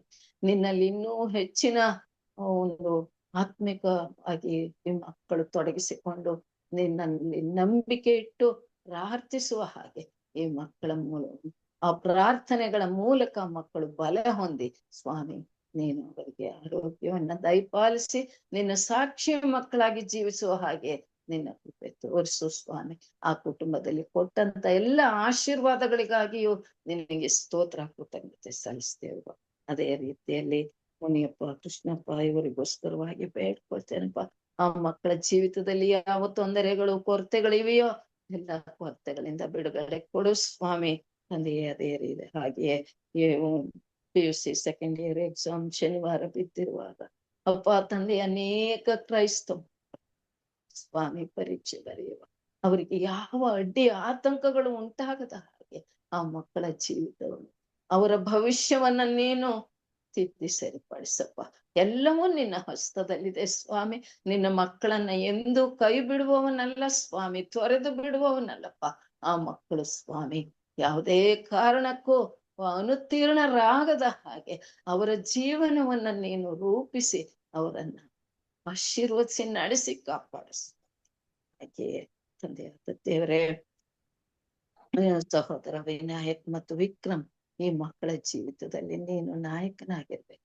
ಈ ಇಡೀ ಕುಟುಂಬದಲ್ಲಿ ಸ್ವಾಮಿ ಒಂದೊಂದು ಸಮಸ್ಯೆಗಳು ಬರುವಾಗ ಅನೇಕ ರೀತಿಯಲ್ಲಿ ಮಕ್ಕಳನ್ನ ನೀನು ಬಲಪಡಿಸಿದ್ದಿ ಸ್ವಾಮಿ, ಇದುವರೆಗೂ ನಡೆಸಿದ್ದಿ ಸ್ವಾಮಿ. ಸಹೋದರಿ ಇವರ ತಾಯಿಯು ಕೂಡ ಸ್ವಾಮಿ ಅನೇಕ ಕಷ್ಟಗಳಿಂದ ನೋವು ಸಂಕಟಗಳಿಂದ ಬಳಲಿ ಅವರು ನಿನ್ನ ಸನ್ನಿಧಿಯಲ್ಲಿರುವಾಗ ಸ್ವಾಮಿ ಮತ್ತು ಸಹೋದರ ಕೋಲ್ಕರ್ ಅವರು ಕೂಡ ನಿನ್ನ ಮಗನಾಗಿ ನಿನ್ನ ವಾಕ್ಯದಲ್ಲಿ ಆಸಕ್ತಿ ಹೊಂದಿದವರಾಗಿ ಅವರು ನಿನ್ನ ಸನ್ನಿಧಿಯಲ್ಲಿರುವಾಗ ಅವರ ಬೇಡಿಕೆಗಳನ್ನು ಈಡೇರಿಸು ಸ್ವಾಮಿ. ಅವರಿಗೆ ನಿನ್ನ ಪ್ರಸನ್ನತೆ ಬೇಕಿದೆ ಸ್ವಾಮಿ. ಕುಟುಂಬದಲ್ಲಿ ಶಾಂತಿ ನೆಮ್ಮದಿಯನ್ನು ಕೊಟ್ಟು ಅವರು ಸ್ವಾಮಿ ನಿನ್ನ ಸನ್ನಿಧಿಯ ಮಕ್ಕಳಾಗಿ ಯಾವುದೇ ವಿಘ್ನ ಇಲ್ಲದ ರೀತಿಯಲ್ಲಿ ಅವರು ಜೀವಿಸುವ ಹಾಗೆ ಆ ಕುಟುಂಬವನ್ನ ನೀನು ಹೆಚ್ಚೆಚ್ಚಾಗಿ ನಿನ್ನ ವಾಕ್ಯದ ಮೂಲಕ ಬಲಪಡಿಸಿ ನಡೆಸಿ ಕಾದು. ಹಾಗೂ ರಾಜಪಾಸ್ರು ಅವರ ಶ್ರೀಮತಿಗಾಗಿ ಸ್ವಾಮಿ, ಅದೇ ರೀತಿಯಲ್ಲಿ ಸಹೋದರಿ ಶ್ಯಾಮಲಮ್ಮ ಅವರಿಗೆ ಸ್ವಾಮಿ ಕೊಟ್ಟಂತ ಆರೋಗ್ಯಕ್ಕಾಗಿ ನಿನಗೆ ಸ್ತೋತ್ರಪ್ಪ ಸ್ವಾಮಿ. ಅಂಜನಮ್ಮ ಅವರಿಗೂ ಕೂಡ ಸ್ವಾಮಿ ನೀನು ಗುಣಪಡಿಸಿ ಆ ಮಗಳು ಕೂಡ ನಿನ್ನ ಸಾಕ್ಷ್ಯ ಮಗಳಾಗಿ ಜೀವಿಸುವಂತ ಕೃಪೆ. ಹಾಗೂ ಸ್ವಾಮಿ ಈ ಜೂಮ್ ಕುಟುಂಬದಲ್ಲಿ ಕೂಡಿ ಬಂದಿರುವಂತ ಪ್ರತಿ ಒಬ್ಬೊಬ್ಬರಲ್ಲಿ ಅವರ ಕುಟುಂಬದಲ್ಲಿ ಯಾವ ಸಮಸ್ಯೆಗಳಿವೆಯೋ ನಾವರಿಯವರು ಸ್ವಾಮಿ ಎಲ್ಲ ಸಮಸ್ಯೆಗಳನ್ನು ನೀನು ಬಲ್ಲಾತನಾಗಿದ್ದೀಯಪ್ಪ. ತಕ್ಕ ಸಮಯದಲ್ಲಿ ಅವರ ಸಮಸ್ಯೆಗಳನ್ನ ನೀನು ಈಡೇರಿಸಿ ಅವರಲ್ಲಿ ನಂಬಿಕೆಯನ್ನ ಹುಟ್ಟಿಸುವವನು, ಧೈರ್ಯವನ್ನು ಕೊಡುವಾತನು ನೀನೇ ಆಗಿದ್ದು ಸ್ವಾಮಿ. ಅವರನ್ನು ನೀನು ಪೋಷಿಸಿ ನಡೆಸಿ ಸ್ವಾಮಿ. ಅದೇ ರೀತಿಯಲ್ಲಿ ಪ್ರಕಾಶ್ ಅವರ ಕುಟುಂಬಕ್ಕೋಸ್ಕರವಾಗಿ ಬೇಡ್ಕೊಳ್ತೇನಪ್ಪ ಸ್ವಾಮಿ. ಆ ಮಗನ ಕುಟುಂಬದಲ್ಲಿ ಸ್ವಾಮಿ ನಿನ್ನ ಪ್ರಸನ್ನತೆ ಬೇಕಿದೆಯಪ್ಪ. ಆ ಮಕ್ಕಳನ್ನ ನೀನು ಕರುಣಿಸಿ ಸ್ವಾಮಿ. ಹಾಗೂ ಸಹೋದರಿ ರಾಜೇಶ್ವರಿ ಅವರ ಬೇಡಿಕೆ ಸ್ವಾಮಿ, ಬೀದರ್ ಶಾಲೆಯಲ್ಲಿ ಸ್ವಾಮಿ ವೇತನಕ್ಕಾಗಿ ಅವರು ಶ್ರಮ ಪಡ್ತಿರುವಾಗ ಸ್ವಾಮಿ ಅವರಿಗೆ ಬೇಕಾದಂತ ಆಶೀರ್ವಾದವನ್ನು ಕೊಡಪ್ಪ ಸ್ವಾಮಿ. ಆರ್ಥಿಕ ಮುಗ್ಗಟ್ಟನ್ನ ನೀನು ತೆಗೆದು ಹಾಕು ಸ್ವಾಮಿ. ಅದೇ ರೀತಿಯಲ್ಲಿ ಸ್ವಾಮಿ ಆ ಶಾಲೆಯ ಪ್ರಿನ್ಸಿಪಾಲ್ ಬಾಬಿ ಮಾದಯ್ಯ ಅವರಿಗೋಸ್ಕರವಾಗಿಯೂ ಕೂಡ ಬೇಡ್ಕೊಳ್ತೇನೆ. ಆ ಮಗನನ್ನ ಕನಿಕರಿಸಿ ಆಶೀರ್ವದಿಸಿ ಸ್ವಾಮಿ ಆದಷ್ಟು ಬೇಗನೆ ಗುಣ ಹೊಂದಿ ತನ್ನ ಕರ್ತವ್ಯ ನಿರ್ವಹಿಸುವ ಶಕ್ತಿಯನ್ನ ದಯಪಾಲಿಸು. ಇನ್ನು ಅನೇಕರು ಅನಾರೋಗ್ಯದಿಂದ ಬಳಲುವಾಗ ಸ್ವಾಮಿ ಸಹೋದರಿ ಲೀಲಾ ಹಾಗೂ ಇನ್ನು ಅನೇಕರು ಪೊನ್ನಯ್ಯ ಇವರೆಲ್ಲರೂ ಕೂಡ ಅನಾರೋಗ್ಯದಿಂದ ಇರುವಾಗ ಆ ಮಕ್ಕಳನ್ನ ನೀನು ಸ್ವಾಮಿ ಕೃಪೆಯಿಂದ ದಯಮಾಡಿ ಕ್ಷಮಿಸಿ ಸ್ವಾಮಿ. ಅವರಿಗೆ ಬೇಕಾದಂತಹ ಆರೋಗ್ಯ ಭಾಗ್ಯವನ್ನ ದಯಪಾಲಿಸಿ ಕೊಡಪ್ಪ. ಅವರಿಗಿರುವಂತಹ ಎಲ್ಲ ನೋವು ಬೇನೆಗಳಿಂದ ಬಿಡುಗಡೆ ಕೊಟ್ಟು ಅವರನ್ನು ಸಂರಕ್ಷಿಸು ಸ್ವಾಮಿ. ಸಹೋದರಿ ಮಕ್ಕಳು ನಾನಿಗೋಸ್ಕರ ಬೇಡ್ಕೊಳ್ತೇನೆ. ಆ ಮಗಳ ಒಂದು ಗಂಟಲ ನೋವು ಸ್ವಾಮಿ ಅದು ಹೋಗಿ ಆ ಮಗಳು ನಿನ್ನ ಸೇವೆಯಲ್ಲಿ ತನ್ನನ್ನು ತೊಡಗಿಸಿಕೊಳ್ಳುವ ಶಕ್ತಿ ಕೊಡಿಸು. ಆ ಕುಟುಂಬದಲ್ಲಿ ನೆಮ್ಮದಿಯನ್ನು ದಯಪಾಲಿಸಿಕೊಡು ಸ್ವಾಮಿ. ದೂರ ದೇಶಗಳಿಂದ ನಿನ್ನ ಸನ್ನಿಧಿಯಲ್ಲಿ ಈ ಗುಂಪಿನಲ್ಲಿ ಕೂಡಿ ಬರುವ ಎಲ್ಲಾ ನಿನ್ನ ಭಕ್ತಾದಿಗಳನ್ನು ಹಾಗೂ ಈ ದೇಶದಿಂದ ಈ ನಮ್ಮ ರಾಜ್ಯದಿಂದ ಕೂಡಿ ಬರುವ ಎಲ್ಲ ಭಕ್ತಾದಿಗಳನ್ನು ಮತ್ತು ಹಿರಿಯ ಬೋಧಕರುಗಳನ್ನು ಎಲ್ಲರನ್ನ ನೀನು ಆಶೀರ್ವದಿಸಿ ನಡೆಸಿ ಸ್ವಾಮಿ. ಮತ್ತೊಮ್ಮೆ ತಂದೆಯೇ ಬೆಳಗ್ಗೆ ನಾವು ನಿನ್ನ ಸನ್ನಿಧಿಯಲ್ಲಿ ಕೂಡಿ ನಿನ್ನನ್ನು ಆರಾಧಿಸುವಂತ ಕೃಪೆ ಮಾಡಿ ನಡೆಸಿ ಕಾಯ್ತಾ ಬರಬೇಕಾದ್ರೆ ನಿನ್ನ ಪರಿಶುದ್ಧ ನಾಮದಲ್ಲಿ ಅತ್ಯಂತ ವಿನಯದಿಂದ ಬೇಡ್ತೇನಪ್ಪ ತಂದೆಯೇ. ಆಮೇಲೆ ಪರಲೋಕದ ಪ್ರಾರ್ಥನೆಯನ್ನ ಮಾಡಿಕೊಳ್ಳೋಣ. ಪರಲೋಕದಲ್ಲಿರುವ ನಮ್ಮ ತಂದೆಯೇ, ನಿನ್ನ ನಾಮವು ಪರಿಶುದ್ಧವೆಂದು ಎಣಿಸಲ್ಪಡಲಿ. ನಿನ್ನ ರಾಜ್ಯವು ಬರಲಿ. ನಿನ್ನ ಚಿತ್ತವು ಪರಲೋಕದಲ್ಲಿ ನೆರವೇರುವ ಪ್ರಕಾರ ಭೂಲೋಕದಲ್ಲಿ ನೆರವೇರಲಿ. ನಮ್ಮ ಅನುದಿನದ ಆಹಾರವನ್ನು ಈ ಹೊತ್ತು ನಮಗೆ ದಯಪಾಲಿಸಿಕೊಡು. ನಮಗೆ ತಪ್ಪು ಮಾಡಿದವರು ನಾವು ಕ್ಷಮಿಸಿದಂತೆ ನಮ್ಮ ತಪ್ಪುಗಳನ್ನು ಕ್ಷಮಿಸು. ನಮ್ಮ ಅನುಶೋಧನೆಯೊಳಗೆ ಸೇರಿಸದೆ ಕೇಡಿನಿಂದ ತಪ್ಪಿಸು. ಯಾಕಂದರೆ ರಾಜ್ಯವು ಬಲವು ಮಹಿಮೆಯು ಸದಾಕಾಲ ನಿನ್ನದೇ ಸ್ವಾಮಿ. ಆಮೇನ್.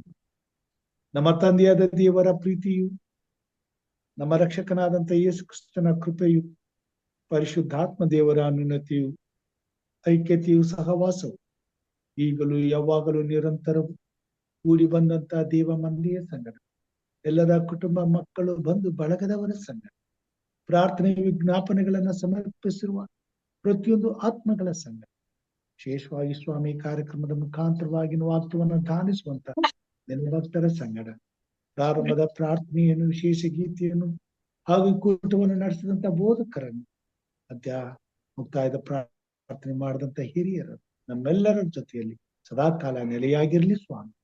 ಆಮೇನ್. ದೇವರ ನಾಮಕ್ಕೆ ಸ್ತೋತ್ರವಾಗಲಿ. ಈ ದಿನದ ಪಾಠದಲ್ಲಿ ಆಶೀರ್ವಾದದಾಯಕವಾಗಿ ಕರ್ತನು ನಮ್ಮನ್ನು ನಡೆಸಿದ್ದಾನೆ. ಉತ್ತಮವಾದಂತ ರೀತಿಯಲ್ಲಿ ಪಾಠವನ್ನು ತಿಳಿಸ್ಕೊಟ್ಟಂತ ಬೋಧಕರಂತ ಸುರೇಶ್ ಅವರಿಗೆ ನಾನು ವಂದನೆಗಳನ್ನು ಸಲ್ಲಿಸ್ತೇನೆ.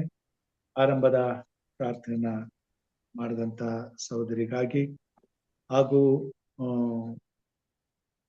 ವಿಶೇಷ ಗೀತೆಯನ್ನು ಹಾಡಿದಂತ ಸಹೋದರಿ ವಿಜಯಲಕ್ಷ್ಮಿ ಅವರಿಗಾಗಿ ಮತ್ತು ಮುಕ್ತಾಯದ ಪ್ರಾರ್ಥನೆ ಮಾಡಿದಂತ ಹಿರಿಯರಂತ ಹೇಮಲತಮ್ಮ ಭಕ್ತರಾಜಮ್ಮ ಅವ್ರಿಗೂ ಸಹ ನಾನು ವಂದನೆಗಳನ್ನ ಸಲ್ಲಿಸ್ತೇನೆ.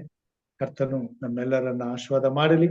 ಇನ್ನು ಹೆಚ್ಚಿನ ರೀತಿಯಲ್ಲಿ ದೇವರ ಸೇವೆಯಲ್ಲಿ ದೇವರ ಸನ್ನಿಧಾನದಲ್ಲಿ ಕುಳಿತು ಇನ್ನು ಹೆಚ್ಚಿನ ಸಂಗತಿಗಳನ್ನ ತಿಳಿದುಕೊಳ್ಳುವ ಹಾಗೆ ಕರ್ತನು ನಮ್ಮ ಮನೋನೇತ್ರಗಳನ್ನ ತೆರೆಯಲಿ. ದಿನನಿತ್ಯವೂ ನಮ್ಮ ಕುಟುಂಬಗಳನ್ನ ನಮ್ಮನ್ನು ಆಶೀರ್ವದಿಸಿ ಆತನ ಆಶ್ರಯದ ಬಳಿಗೆ ಬರುವಂತೆ ನಡೆಸಲಿ ಎಂಬುದಾಗಿ ಹಾರೈಸುತ್ತಾ ಈ ರಾತ್ರಿ ನಮ್ಮೆಲ್ಲರಿಗೂ ಸುಖನಿದ್ರೆಯನ್ನು, ಸುರಕ್ಷತೆಯನ್ನು, ಆರೋಗ್ಯವನ್ನು, ಸುಕ್ಷೇಮವನ್ನು ದಯಪಾಲಿಸಿ ನಾಳೆ ಬೆಳಗ್ಗೆ ಹರ್ಷದಿಂದ ಎದ್ದು ಆತನನ್ನು ಕೊಂಡಾಡುವಂತ ಕೃಪೆ ತೋರಲಿ ಎಂದು ಹಾರೈಸುತ್ತಾ ಎಲ್ಲರಿಗೂ ಶುಭಾಶಯಗಳನ್ನು ಕೋರ್ತೇನೆ. ಎಲ್ಲರಿಗೂ ಶುಭರಾತ್ರಿ. Amen. Thank you, Pastor. Nice lesson study. Thank you, Pastor Suresh. Madam, thank you for your prayer. Thank you, everybody. ಧನ್ಯವಾದಗಳು.